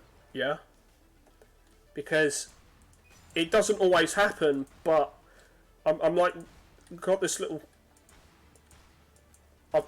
nag in the back of my mind. If I stream this, am I going to have people start being stupid? And then I've got to cut the stream early and stuff like that, and it makes me not want to stream it, if that makes sense. It makes me not want to stream that game, and it makes me want to stream other stuff. I mean, I probably will stream Spyro again, just like the Spyro, like the free Spyro games, and I will probably do them all in one sitting again in the future, just to put it on YouTube, because I got rid of the last VOD with it. But I'll do it when I've got more people talking to me when I'm playing the game, kind of thing.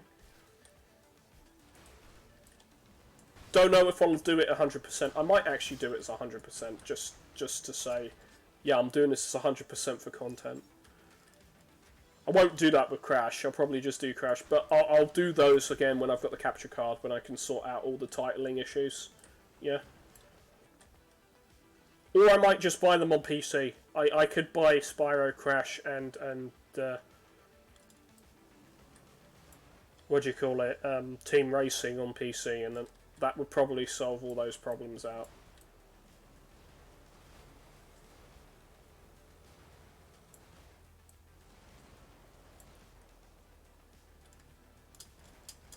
I don't know. I really don't know. I might do that again in the future. It's like, I know a lot of people like watching like platformers when I do platformers, so I might keep like the platformers as like the mainstay, as say, hey, I'm doing this, I'm doing that, I'm doing this game.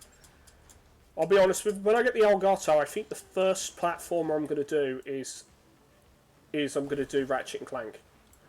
But I'm going to do it obviously from the platinum trophy completed save. Yeah. I'm obviously going to do it from that. Why? Because it's easier. I don't have to do hassle with the game, and I can just play the game for fun. Yeah. Because trust me, once you got like all the upgrades for everything, it's like it just becomes a playthrough. Because Ratchet and Clank 1, I can finish that game, and I'll be honest with you, I can finish that game, playing through that game, after a completion. A completion will... the first time completion might take me about 3 hours. Yeah? Might take me about 3-4 hours. Because it's the first time completion. But if you're playing through it and you've got all the awesome weapons and that, especially if you've got them as gold weapons as well, because I've got all 10 gold weapons as well. You legit, I don't have to do like the entire game. I can skip parts because I don't have to care about them.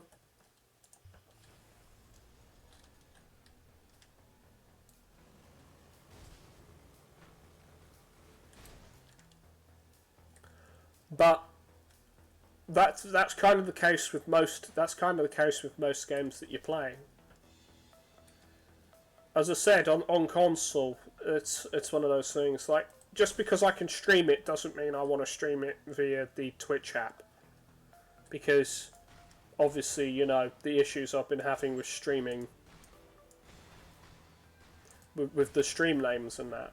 But what I also need is I need other ideas for stuff to stream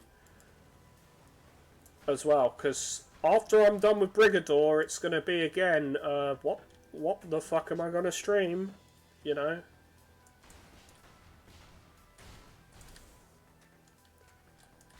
Whereas you've got stuff like, you've got stuff you know people want to watch. I've got the problem of, what am I gonna stream next, you know? Because I'm tending to do indie games. So, like, ideas for that is like, you know, because I've got the Dungeons and Dragons video game, the what do you call it? Shadows over Mysteria, which has both games. I was thinking of doing Mysteria. I was thinking of streaming Mysteria once, like grabbing like some friends and doing it via remote play, because you can do that game via remote play. It's an arcade game. It's a arcade game, an 80s 90s arcade game. So that's why I was thinking you might be interested in that, or doing like Metal Slug, like just to play through a Metal Slug or something via the remote play or something on PC.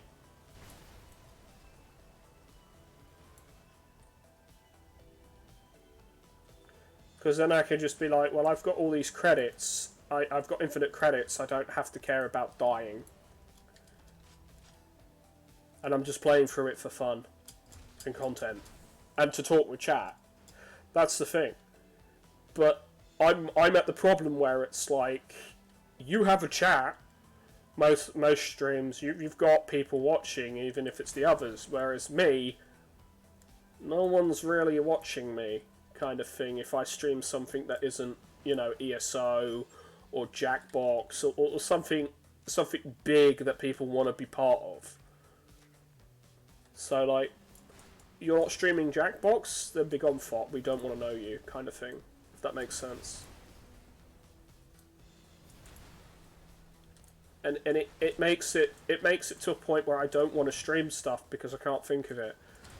Like single player games, there's plenty I want to stream. The problem is I need that Elgato, and I haven't got the money for it because we've got Mother's Day to think about. So it's going to probably be like another month before I can get the Elgato. And then I'm going to have people suggesting PS3 games to me to play, being like, hey, why don't you play this game on PS3? Why don't you play that game? I'm like, okay, it's all well and good to suggest me it, but are you going to give me a copy? Are you going to send me the money for one? No, so I can't do it because, unfortunately, I don't make tons of money from my job. It's all well and good to suggest, but if you're not going to, throw it my way or throw me a bone to get it, then it's not that I don't have interest in the game, it's just I don't have the ability to get it, if that makes sense, bro.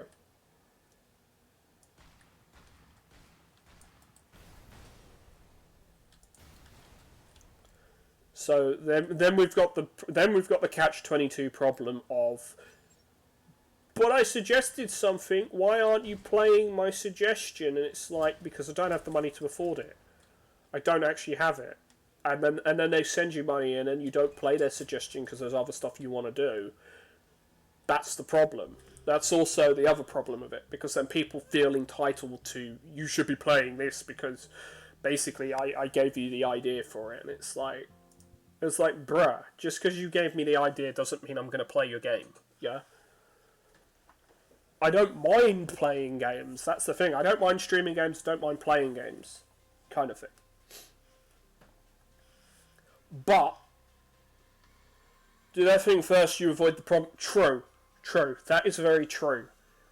But I'm not at that point because nobody is like gifting me games and saying, "Hey, play this, play that." Obviously, if someone gifts me something, I'm going to be very dubious unless I actually know them, because I'm going to be like, oh, you've gifted me this. Oh, what's this game? Some adult sex game on Steam? Piss off. Not interested. Because I can't stream. Secondly, I'm not interested in. Secondly, not interested anyways. Because that's not the kind of game I want to play. That's not the kind of content I want to play. Yeah? If that makes sense.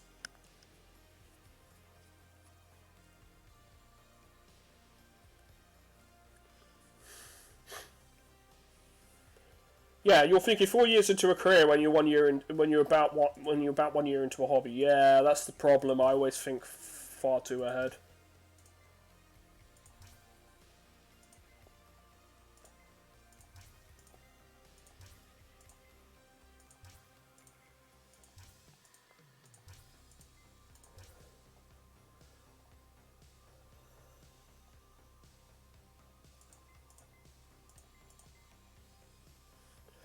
Birthday of GF.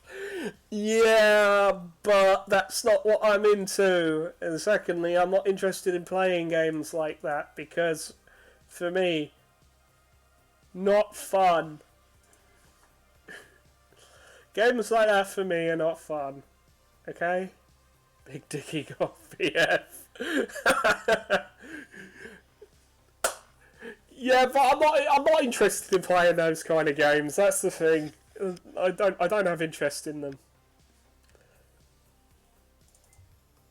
Simply because I know most people can say, "Oh, you're boring then because of bloody bloody blah blah blah blah." Oh my god! But I'm just like, nah, fam. It's not what I'm interested. It's that kind of stuff. Not interested. Oh god. No, that is not happening. I am not playing those. I'm not playing those games. Which one was Did I just do Outer City? Yeah. I need to do this one.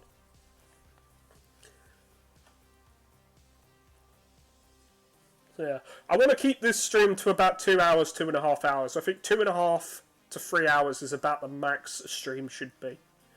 At least to me, I think. I don't know. I get this art, and I get a lot of things where I'm thinking, am I supposed to be this? I think it's because I think it's because my channel's at the point where it should have been about 2 years ago, kind of thing with Twitch. Yeah. Considering I've been on Twitch for 4 years. Yeah. Give or take. I've been on Twitch. I think I've had my Twitch account since 2015. So I think I've going live on Glim playing that. Okay, cool. Yeah, well, I'm going to do this as my last one, for this anyway, because I've been streaming close to 2 hours anyway.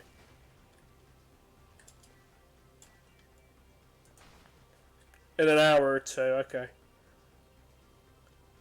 So what I could do is I could continue to stream this for the time being, till you go live, and then you go live on Glamesh end. I think I could do that if you want me to. So it just gives you something to watch while you're waiting for that. I'd join. The thing is, I'd join you for that, but I don't have like it installed, and I don't know if you're using mods. And because I've streamed twice today, I just kind of want to relax after the stream. After streaming two things. But yeah, the reason I've done this is so I can upload one thing one day and then I can upload another thing next day. Yeah, exactly. It's like a gig. It's like a gig, but I'm not making any money off it just yet. But then again, you don't always do gigs to make money. You don't do every gig to make money. A lot of bands just do it for exposure. And that's pretty much what I want. I want exposure. Because then I can make money. It's kind of weird because a lot of people are like, oh, but exposure doesn't pay the bills and that. But I already have a job. I want exposure for Twitch because then that makes me money in the future. Because it's going to get to a point, I think, like, where eventually my job is going to be like maybe 1-2 people doing it. And I foresee this in like the next 10 years. I foresee this in the next 10 years, like my actual current job that I'm doing. It's going to be taken over by machines. It is. I'm going to be potentially out of a job in the next 10 years. And I'm not joking. I'm not kidding you. I'm not kidding you. My baking can be done by a machine. The baking I do can be done by a machine. The cashiering and the stocking, everything I do can be done by a machine. The only thing that can't be done by a machine, customer service and customer relations. That's the only part of my job that I can't do. That has to be that. So the potentiality is, I know this is looking in the future and talking about that, but like, what jobs do you think are going to be gone in about 10 years? I'm pretty sure a lot of retail jobs will be gone in 10 years once they've got reliable enough robots to do them, and they'll train. Yeah, well, that was like the 90s though, bro. That's like the 90s. We're not in the 90s anymore. We're in 2021. That's how the 90s worked. If you had a decent enough band that played like decent rock music or decent metal or was a decent band that played a decent mix of genres. Yeah, that doesn't surprise me. Do you mean self-service machines? Because they're absolutely crap, they are. They can't do my job. No. I'll tell you a little secret. Most people will say fuck the self-service machines and come stand at the back of my line, even if they were at the front because they're at the self-service. Most people will do that. Reason. If I don't notice them there.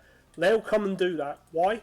They hate the self-service machines because they do not work, and they do not not know why they don't work. So therefore, there you go. There's your answer. That's why self-service machines can't do my job right now. But I'm saying like 10 years in the future or something when they've. when they've actually perfected like the technology for it. Give it an update. Yeah. Yeah. The thing is with my job, they don't update anything. They keep it until it basically is dying, till it's basically flat out dead. That's the problem with my workplace. It's the same with Amazon warehouses gone. Yeah, they'll be no, they'll have the warehouses, but they won't have the jobs. They'll have like a skeleton human staff where they basically just sending drones out and piloting the drones to your house and that. Of course, that brings a whole host of other problems. That does, like people spying on you, doing private stuff, etc., etc. But I mean, we're already suffering those issues anyway from people who are using drones anyway as a hobby. You get the odd couple of people who are idiots who do that anyway. Yeah. 1 second. So yeah, but as I was saying, the big problem with Twitch is I think MMOs, obviously, as you were saying, as I mean, you have given me an insight saying that I'm looking at it as if I was 4 years in the future doing this as a thing. Taxi drivers and that, yeah, probably you could automate it.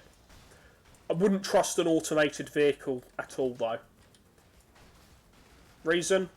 Too easy to hack, too easy to kill people you don't like, or to troll people. I'll bet you cyber harassment will become the next level of trolling within the next 10 years with cybernetic machines, especially against companies people don't like.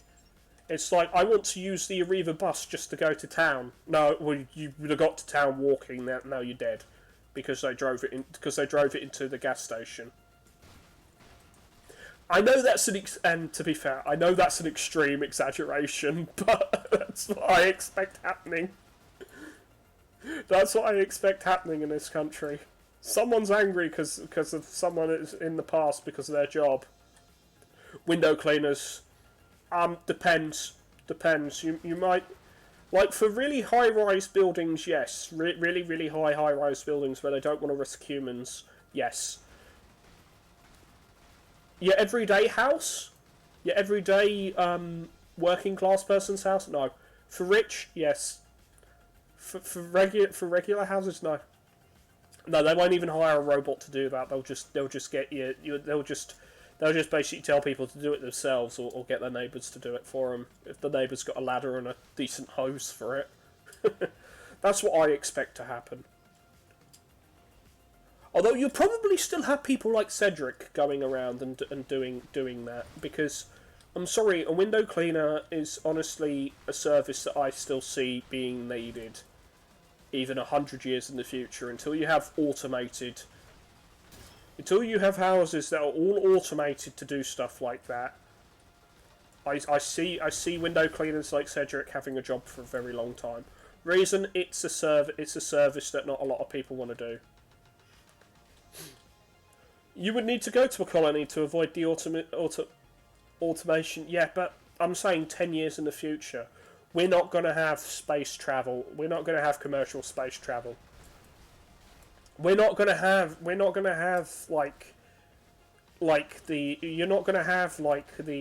terraforming equipment or stuff you need in 10 years. I'm talking in a realistic scale. They'd start making it. They would have started the research and all that, the R&D and everything. Yeah, they've probably already started it, to be fair. But there's no feasible way because we don't have anything like FTL. That's actually a game I should stream, FTL. Though. But it's not something we have. We don't have FTL, so I don't see how you could do that. Also, you need power, a renewable power source for people, and cryosleep. And I don't mean nuclear. Nuclear is a bad idea, especially if you're relying on a machine to do something and it goes wrong. Your spaceship will explode, just like Chernobyl.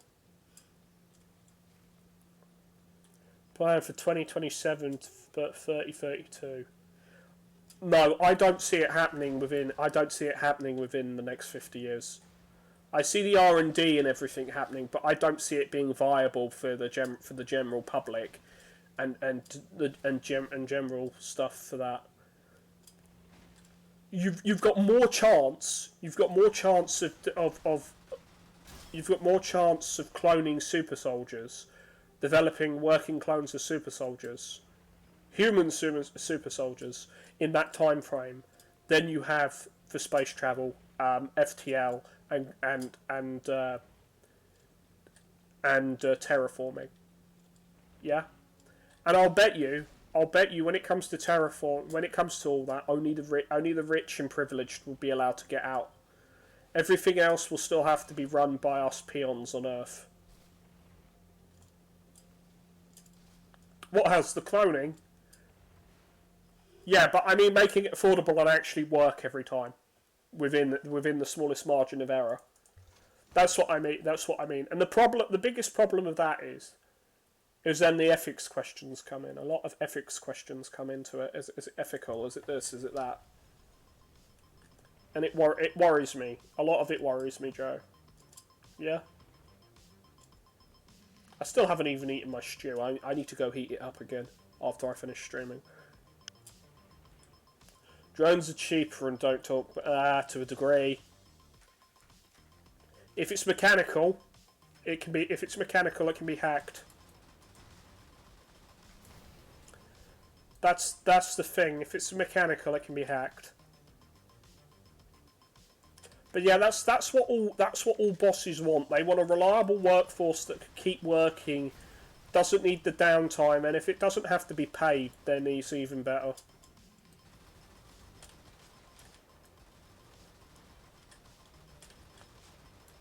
But yeah.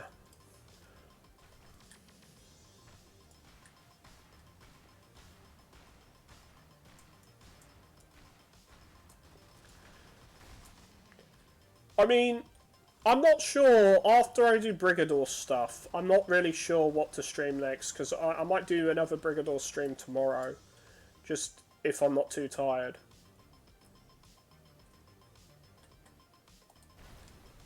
Cortez hacks the robot, yeah. I know what you mean. Oof.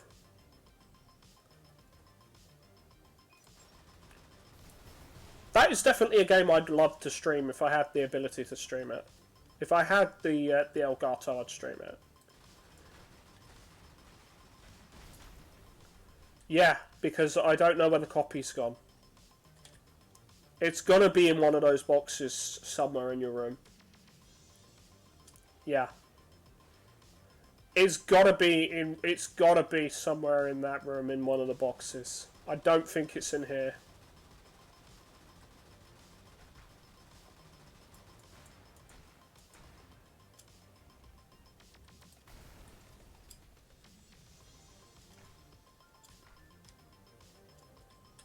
I love the soundtrack of this game. This game's soundtrack's great.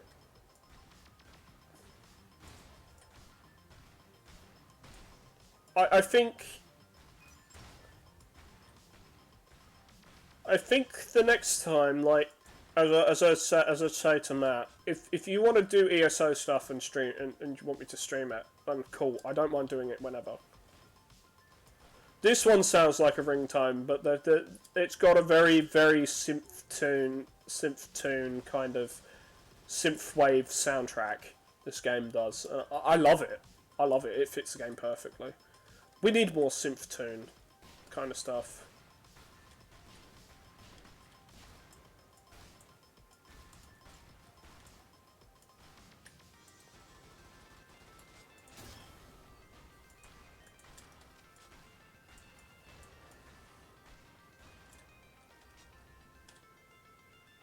What makes you a criminal? What music? No, in 2077, what makes you a criminal? The fact they released that goddamn game in the state that it's in. And the fact that you can be hacked from mods, which makes me laugh even harder.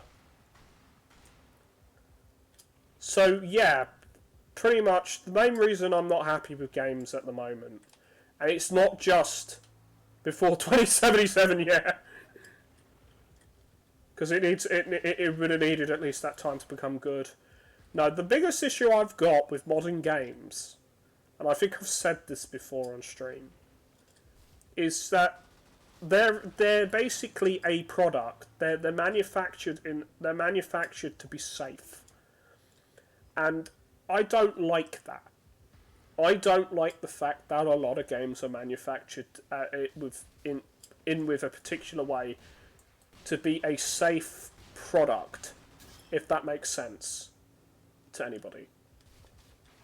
List of boxes to be ticked, yes, and what sells. And the problem is because our standards have dropped so much since the 90s, and they really have. Standards have dropped since the 90s. Like they flat out just dropped off the face of the earth.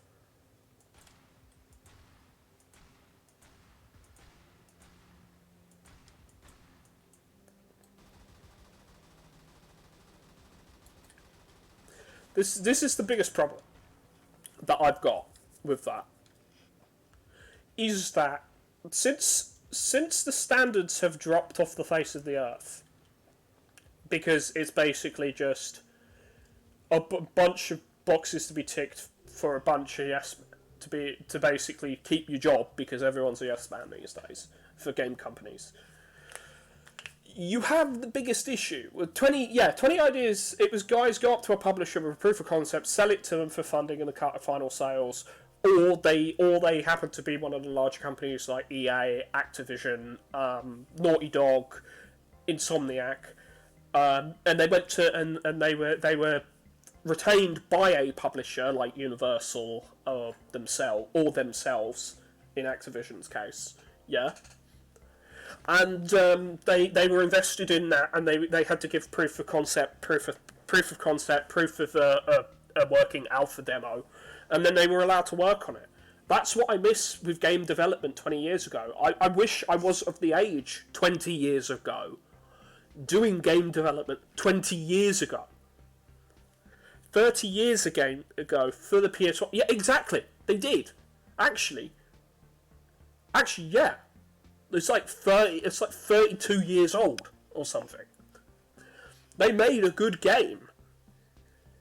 They made an original Asteroids game which actually built upon Asteroids. And wasn't just point and click one. It was like the old Commodore one or the old Amiga one. It wasn't like that. It was its own game. They also made their own Space Invaders game, which was its own game where if you blew up X of these aliens, you got a power-up kind of thing. I like that game. That game was fun. I remember playing that. I don't remember what it was called. Was it called Extreme Invasion? Was it called Extreme Space Invaders? Was it Extreme Space Invaders Earth Invasion on PS1? Honestly, if I could get a copy of that game, I would stream it just because it's an arcade classic. Just because arcade classic, I like arcade games. And I think streaming those is a good way to start. 3D, multiple ships, targets, 3 types of asteroid. Yeah, I remember that. Then there was Xavion, not Xavius, but Xavion, or whatever it was called, which was which was that game that had the grid-based single player, and you had to finish the game without dying to get a high score, and the higher score you got, and the further you cleared it without dying to a level or a boss or timeout. Yeah, Galaga for PS1 was good because it was a bunch of different planets you went to. It was a bunch of different planets you went to, and you were basically blowing up aliens in different waves, and it changed all the time. It was top down. It was top down. It was side scrolling. Then you had active mission stages where you had to shoot certain things to activate them or blow them up. You had to go through the level several times. If you didn't do it enough, you failed the level, and you had to redo the level because you lost a life. 3D plus G was great. Yeah, I know that game. No, I'm talking about the other one that had the hex-based tiles, and you'd go between the hex-based tiles. and you'd shoot up enemy spaceships and stuff, and you'd get like spider tanks and all that shit coming after you. You had different ships you could play as. I think it's called Xavion. I think it was called Xavion. We owned a copy of it, I think. It's spelt with an S. It's spelt with an S. It's called. I think it was called Xavion. But they never made another game of it. They only made that PS1 game. There was never... You were 2. Yeah, they never made that game. They never made a second game for it.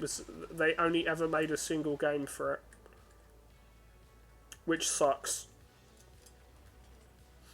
And it was done by Activision. It was Activision back when Activision was good.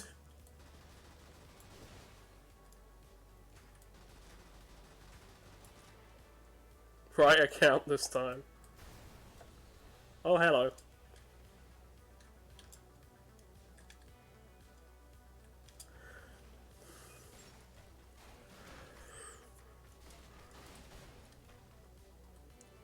Ugh.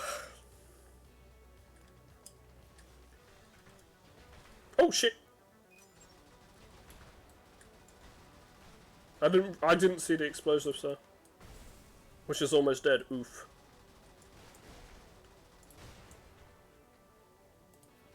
You noticed... not the dead phone part. Unnaturally silent. Well, if you notice why I was unnaturally silent, it's because I'm streaming.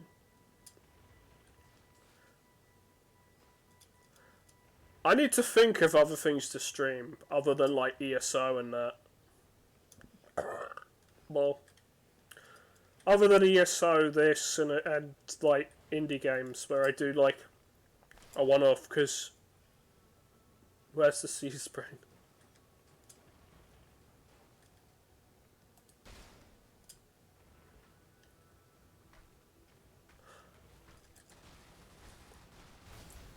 Where's my 50 million viewers?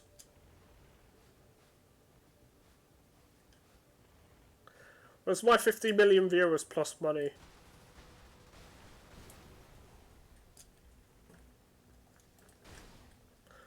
That's a joke, by the way. It's never going to happen. You could stream the belt loops. Oh, wow. Thank you for the subscription. 2 months straight. Yeah, I need to make like a badge for like when you... I need to like make some badges or something, or get someone to make me some... or commission some badges for like when people hit like 6 months or something. Because right now I haven't got that. It's free money. I know. Free money is giving me money on PayPal. This is free money that's in escrow until later. How dare. Really? Have you become Karen then, random? I'll see it in 17 years, bitch. You might as well just donate it to me on PayPal. No, I do appreciate. The thing is, I do appreciate it, but I'm not the. It's the rules with getting the money in that is annoying. It's like I kind of need the money now, kind of thing. And I'm not e-begging or anything. I'm telling the truth because I am not paid enough with my real job. It's just simple as that. It's like. And trust me, asking for a pay raise doesn't work. I've tried. I'm getting one in August, April, and I've basically been told, at least you're getting a pay raise, be thankful for it. It's like, bruh. It's a 50p pay raise. Shiny new streaming site today you can try. I can't though. I can't stream this on there. I'd have to stream something that I haven't streamed on Twitch. Technically, I don't know if I'm allowed to even stream on there because of being an affiliate.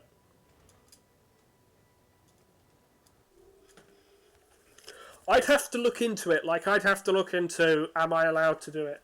Something you haven't streamed today. Yeah, but I've streamed on Twitch today. One thing at a time, as long as it's not the same stream. So as long as I don't restream Brigador on there, I'm okay. Right, okay. Well, that's the thing. The problem is everyone knows my Twitch. All the people that watch me know my Twitch. Glimesh is new. No one's watching me on Glimesh. Is it multi-stream restream? Yeah. This is why I'm not entirely sure about the rest of it. One off doesn't hurt. Who watch you in your Discord? Yeah, if they watch me. The big issue is if they watch me.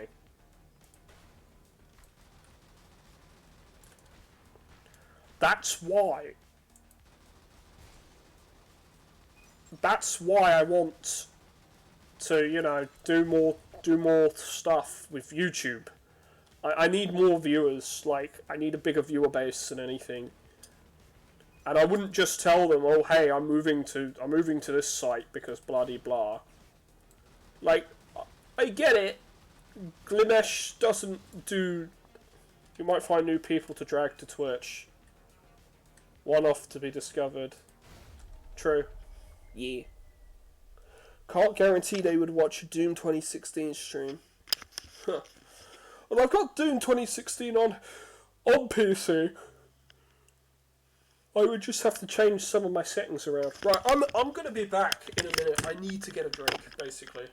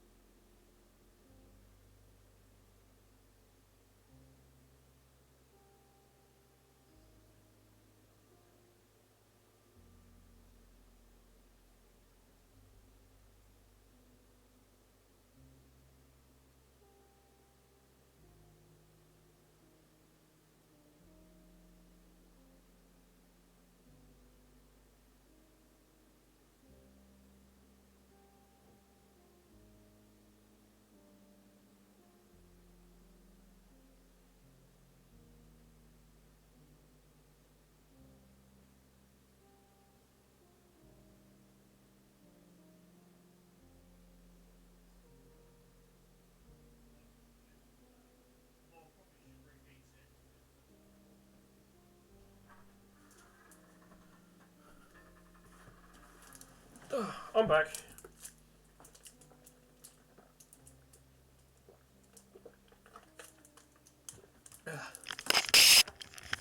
Drink the stew. I haven't actually finished eating it yet. I've been streaming and it's gone cold. So I need to reheat it before I eat the rest of it because I don't really want to eat soggy, wet vegetables.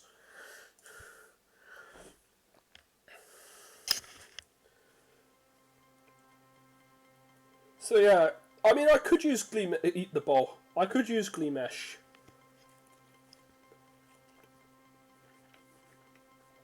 For other things.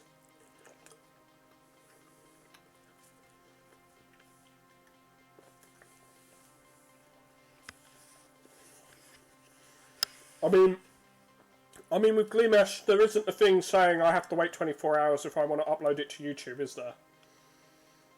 I could just stream it then upload it, couldn't I?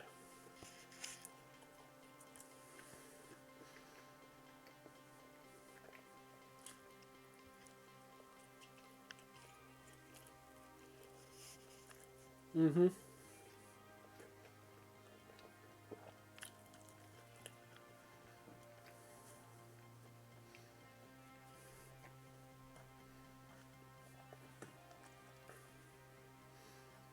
You don't think there'll be VODs at launch? Fair enough.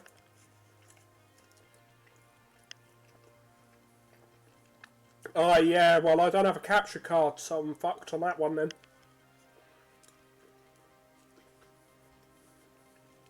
That's why I use Twitch. Cause it's got VODs. Stream PC game, yeah.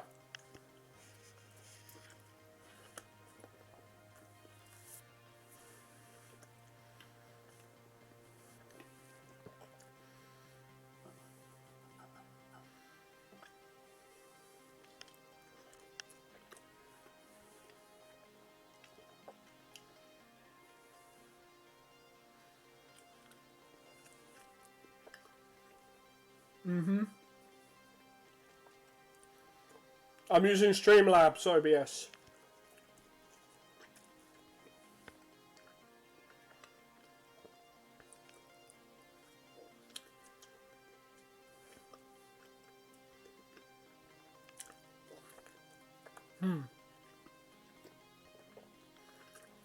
I could use Gleemesh for testing stuff for Twitch. I could do that. I could use it for that, and then potentially getting like viewers from Gleemesh onto Twitch.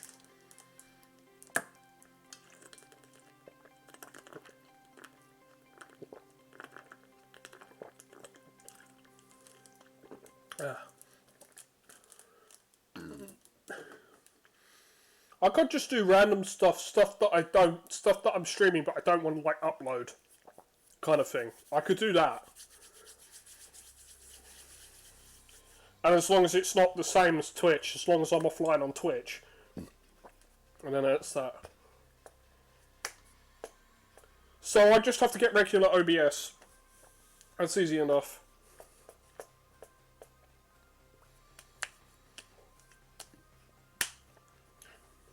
I'd have to make a Gleemesh account though, as I haven't done that yet. Fuck with a patch. I'll probably just use a regular OBS at that point. Why? Because it's simpler.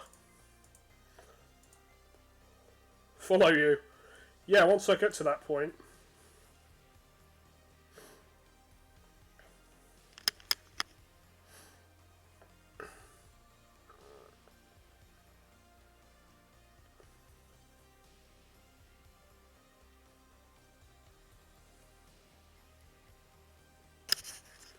Yeah, I will once I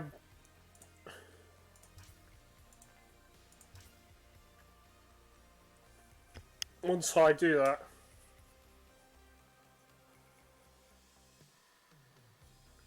Before Ninja streams on Gleeman Docs, is it? No, I don't think Ninja would use Gleemesh. Last I heard, he has a deal with Facebook.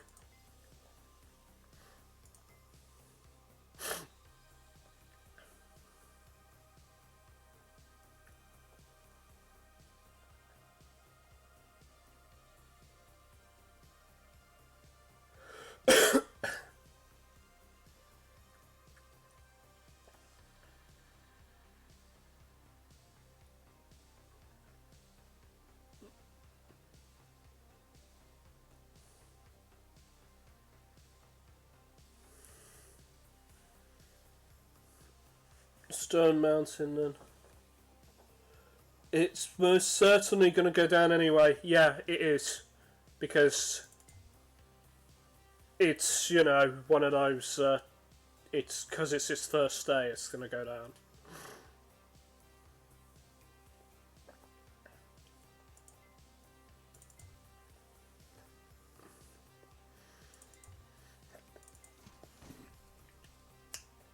But since I've streamed twice today, I might test out Gleemesh later today. Have a look at it. But I'm not necessarily going to use it. I might just do a one-off just because it's new, like as you were saying. Do a one-off and like I do the one-off so I can gather get some people off there to come onto Twitch and watch me.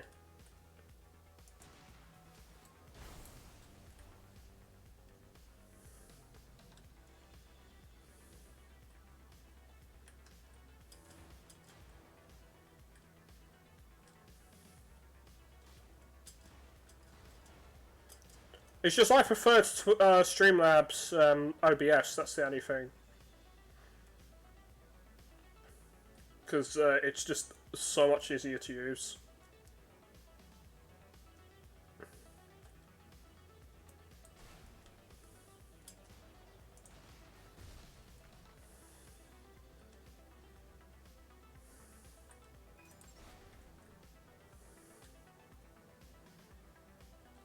To be fair, I only use Twitch for streaming. That's legit what I use it for. I use it for streaming, like maybe watching 2 people. 2 to 3 people. That's what I mainly use Twitch for. So for me, it's kind of like business. It's business use.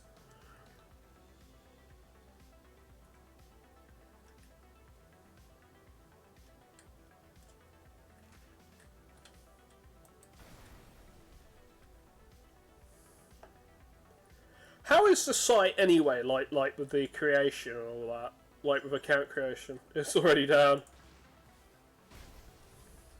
Yep, this is why I don't want to even look at Gleam. This is why I don't even want to set an account up and just do anything on it right now, because I'm just like, eh. Our start launch party. It's already fucking down. Yeah. I know it's new and all, but come on.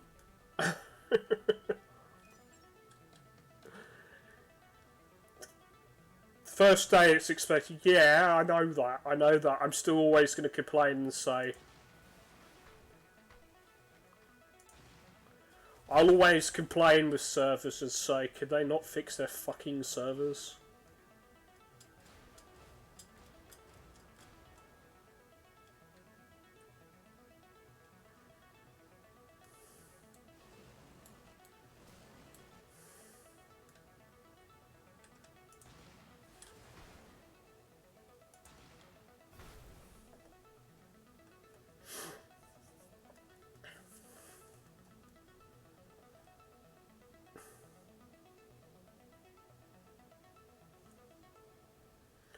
What I might do is, it depends how the site is. What I might do is, if I like it, I might stream like stuff I don't want to like YouTube kind of thing on there.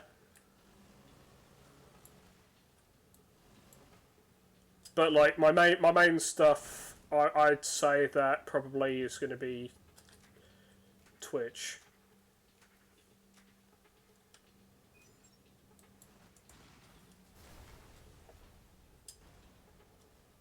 I could do that.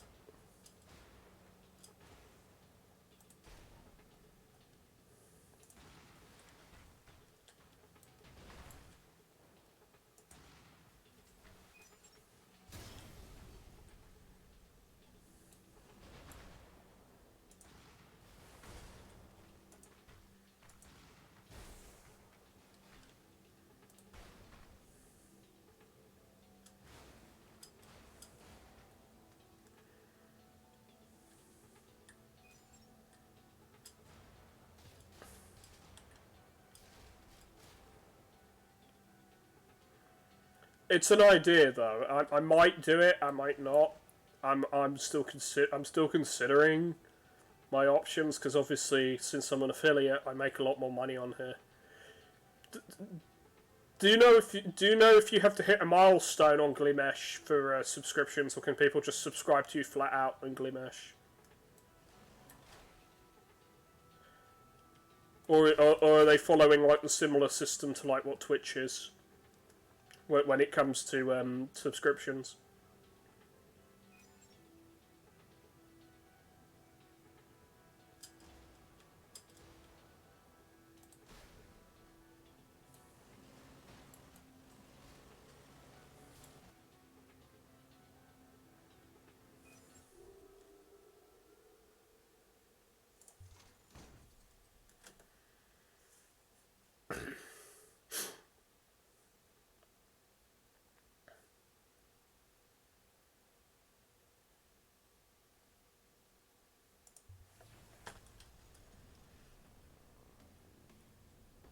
But as I said, this is just a. But as the main thing is, this is just a hobby, though, guys. For me, if it makes me some money, whoop-de-doo. If it doesn't, then whatever.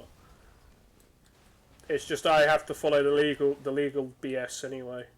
But hey, and if you guys decide to use Glimesh, I'll just or for whatever. If you're using it for something else other than stuff on Twitch, then you're okay.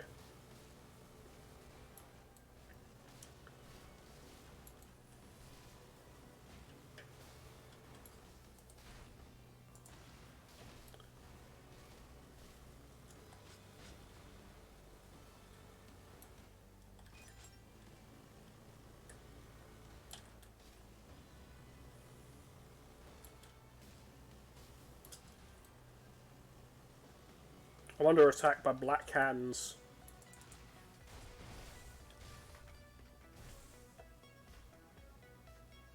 But then again, I'm committing war crimes. I'm throwing gas cylinders at people.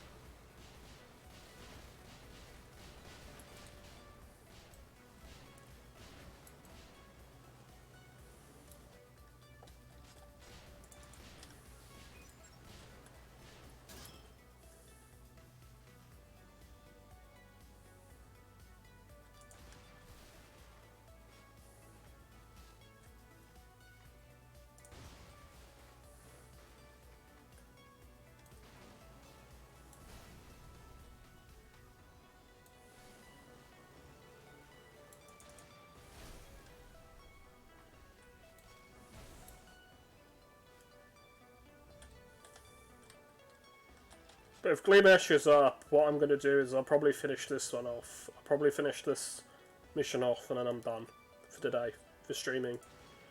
Because I've been streaming for about a combined like 3 hours, and I don't mind playing multiple games in it, but I can already see my viewers already dropping off. So I don't see the point of streaming when I've got viewer drop off like that. That's the problem. I'm not like Joel, so I need to get to that point first.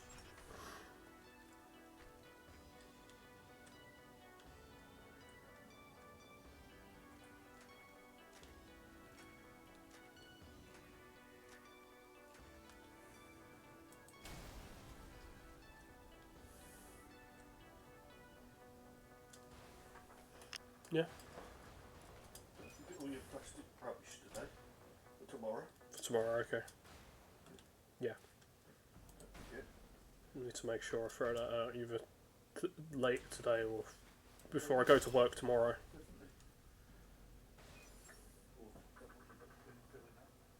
No, I don't. So yeah, so pretty much we're at the point of I'm finishing off at this point because I've streamed for about 3 hours total. People are starting to drop off, and I kind of want to do some other stuff. I want to chill out, do other stuff, talk to people, that kind of thing.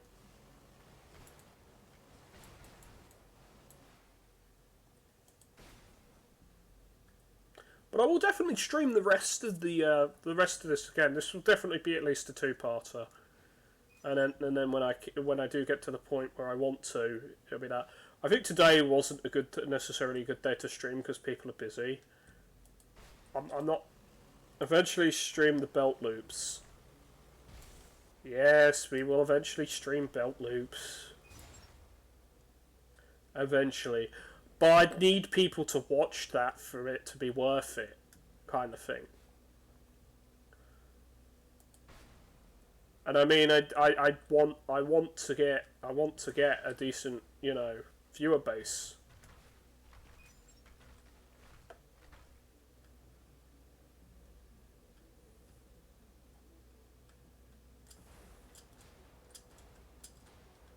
Other MMO shit, so some people follow it, but that's the thing. Some people follow what I do because they play ESO because they play the same game as I am, or we're in the similar, or they're in the sister guild of the main guild that I'm in. I don't know. There's some people who say that, oh, I wouldn't mind watching you play Lord of the Rings online. The problem with that is it's Lord of the Rings. It's Warner Brothers. I don't know how much of a stake is the claim they have with Lord of the Rings online, because I know that they're not a huge part of it at this point, because a lot of it is like extra stuff. Now that wasn't even in the originals. But I don't see... Play what you want, branch out. You won't know what other people want to watch until you try. Yeah, you're right on that. I should try other games out. Look, the gun store.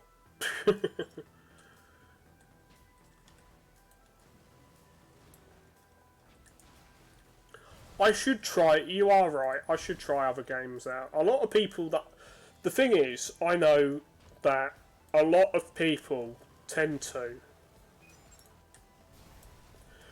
watch. Tended to watch when I was doing Jackbox because they wanted to be involved in the game. Rather than fun, you'll lose motivation. Yeah, that happened. I'll be honest, that does happen a lot with me. So it should be, hey, I want to stream this game. I find it fun. Then I'll stream it for that. I should do it like that. But the problem is then unfortunately because of my mindset, saying they want to be involved in the MMO. Exactly. I've said that. Come join me. I've said that plenty of times. Like I'm playing Lord of the Rings online. I'm playing ESO. Come join me. Oh, but I have to buy the base game for some of these games. I don't want to. Well, okay, fine. That's understandable. You can't buy it. You want a game that you don't want to have to do it? Guild Wars 2. I mean, I know a lot of us played Guild Wars 2. If I got back into that and played that for a bit, and we wanted to do some stream stuff with that, would you guys like? Just in general, would you guys be okay with that if like you guys weren't doing other stuff? Because you're saying stream SWOTOR, which yeah is an idea. I could do that. We could stream us messing around, just messing around playing the game, and that I mean that is something to do. It might just be a one-off until obviously people decide, hey, I want to watch. If people decide they want to watch this, great. If not, it's a one-off, yeah.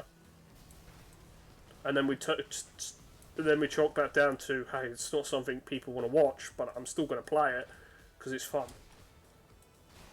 That's what I'm in. I'm in the phase at the moment trying to find what people want to watch. Want to watch me play like the general genre of games, and then I can find games for that. Unplayed character for SWOTOR, yeah, probably where we both do that. We could both do that because I mean I've still got character slots for SWOTOR.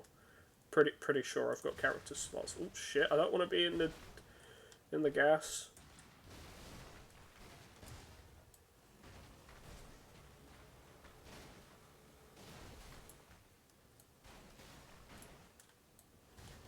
Yeah, I'm probably looking for that. I mean, I don't mind doing single player stuff, but a lot of people are looking for stuff that they can be involved in, kind of thing. Yeah. I don't mind. The thing is, I don't mind playing MMOs, but I also want to play. I also do want to stream some single player stuff too, and I think the thing is with that is if it was Jackbox, it would have to be with friends and only it would have to be with people I trust. Because with deathmatch things, if you want to mess around with viewers, true, I've got that. As I've said to people, Brain Bread and stuff like that. I'm willing to play that. I'm willing to, like, if we were playing Guild Wars, you can make it. You can find or make lobbies for your friends and just deathmatch and that. You can do stuff like that. Hell, I'm willing to play stuff like Half-Life 2 Team Deathmatch and shit with people. I'm actually willing to play that with people, or just in general, those kind of games.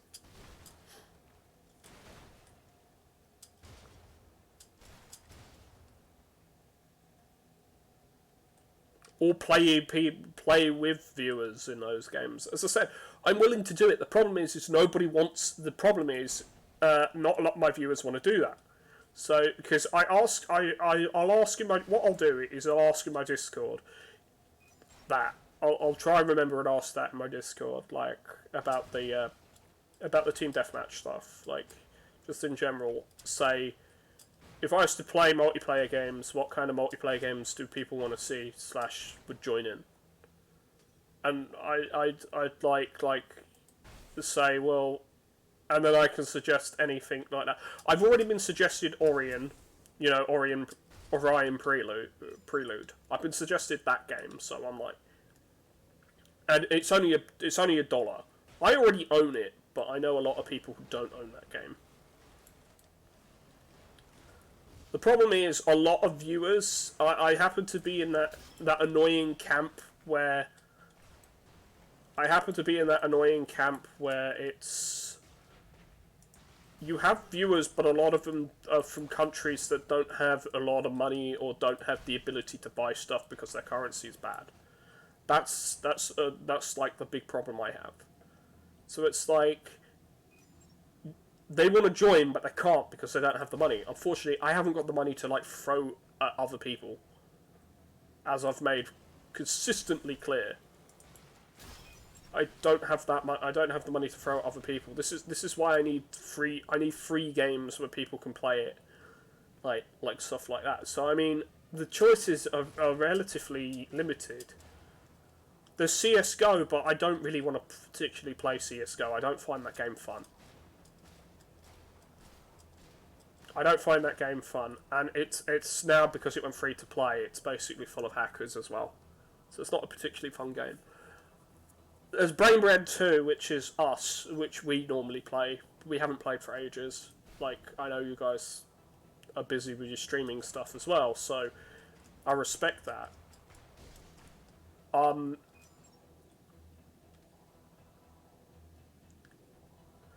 What I'm really looking for, I'd say, is co-op / I might do one more.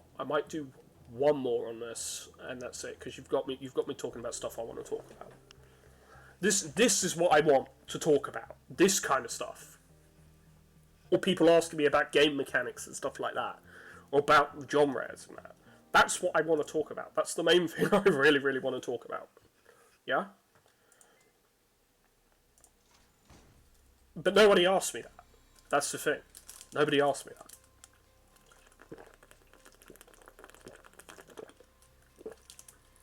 that. That's better. So yeah. So basically, multiplayer stuff. What about potentially stuff with Twitch integration? What do you think of that? So let's say that I was to do something like Party Hard 2 or the Spire, or Enter the Spire 2 or something, Hand of Fate 2, you know, stuff like that. That's got Twitch integration. Because I know a lot of people watch people playing these roguelike card games like Monster Train and that as well. I know people watch that. So it might be an idea for me to do that too. Do some stuff with that too. Yeah?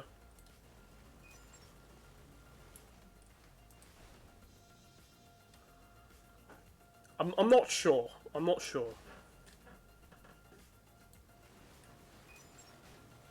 But yeah, I promise this is the last one that I'm doing for this today. And then I'm heading off. But you've given me some good ideas to think about. I need to ask my chat that, actually.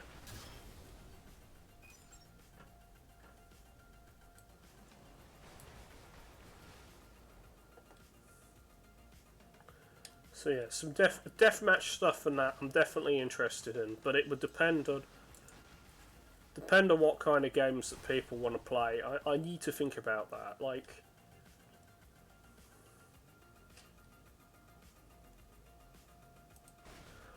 I'm not gonna do like times or anything until have a time saying this is when I stream on that, because it's not a job yet. I'm not at that stage, and even if I do get to that stage, I'm probably still gonna be like, well then, this game is what I'm going to play. I'll probably still leave up what people want me to play. I'll probably have like a list of games I want to do, but I'll probably have like I might do one day in the future. This is in the future. this day I'm doing what I want. The next day is like this is what like the viewers and that voted for. This is like the most voted for game kind of thing. But for now, I think I'm just gonna play what I want. I'm gonna experiment with games, see what people want to do, continue to stream. If people are happy to watch that, then great. If people don't want to watch particular games, great. But yeah, I'm starting to see like the bigger picture kind of thing, if that makes sense. Because I want to get to the point where I'm getting to the point where it's like I need to start thinking about the bigger picture, and I need to start thinking about what do I want to do, but also I need to start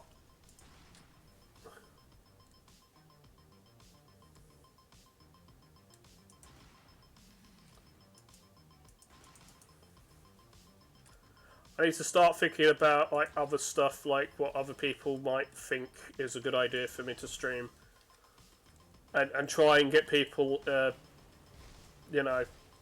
involved. So I need to think about it like multiplayer games. I need to have a chat with my Discord about this, I think.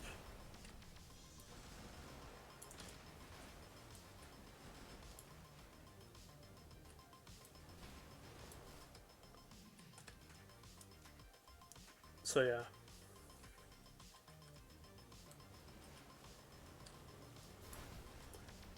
So this has been about 2.5 hours. I'm just doing the basics on this now, because I'm finishing up. I'm exhausted from this game. I'm done, and I need to heat my stew up because I want to eat my stew. I completely forgot about it because of the game, and this is the second day that I've done this, either from tiredness or because I've been doing other things. So I need to.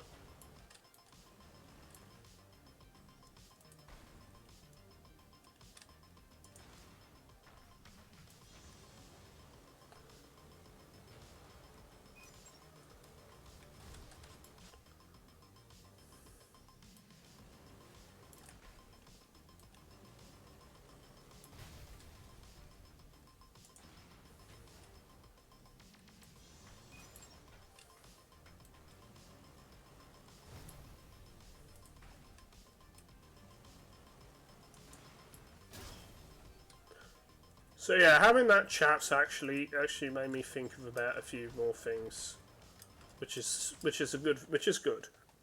I need to think about this stuff.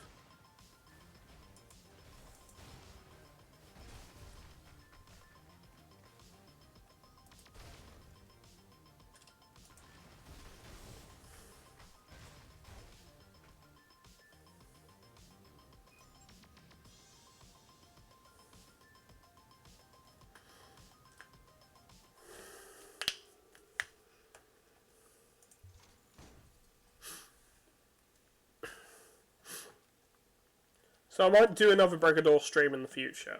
That might be an idea, like something I want to do for fun, and then I can do anything that I want in it. Like I want to do. If I want to do the solo nombre, I can do the solo nombre stuff. I can do the campaign.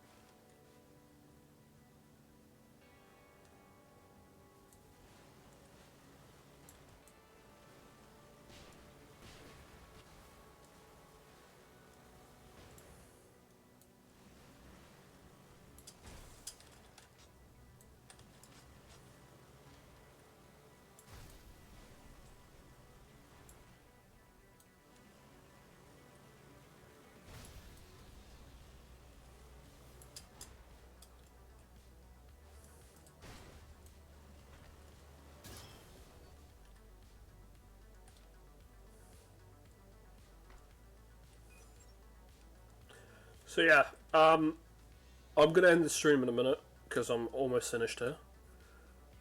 Um, but yeah, that's definitely given me some ideas and some stuff to think about. That has. By belt loops, you mean by belt loops, my friend means heading off. Yeah, I'm disappearing myself in a minute anyway, dude. I'm just ending off the stream now with this because this one's finished.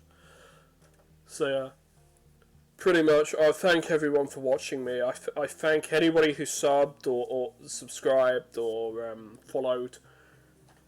I'm gonna take the rest of the day and think about things. I'm gonna like speak in my Discord and ask people like what their ideas are for that kind of thing, and then I'll see about maybe doing maybe one day a week or something like that in the future. Just doing a one-off, trying it out, and then going from there.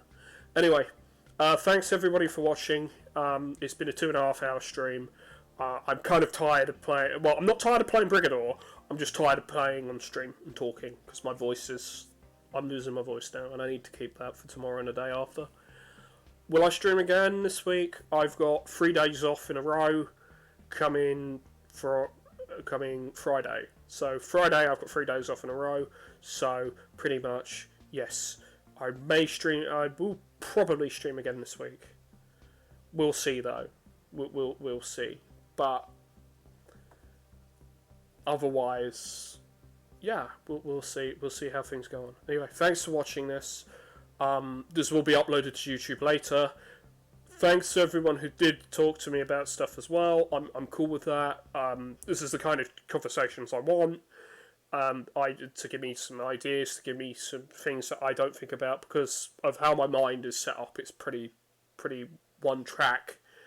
I got to do this, and it feels like an obligation to stream. And the problem with that is with the obligation, with feeling like it's obligation to stream, is that, as my friend says, I'm viewing it as a job. If I view it as a job, I get burnt out. I burn out and then stop streaming for like half a month.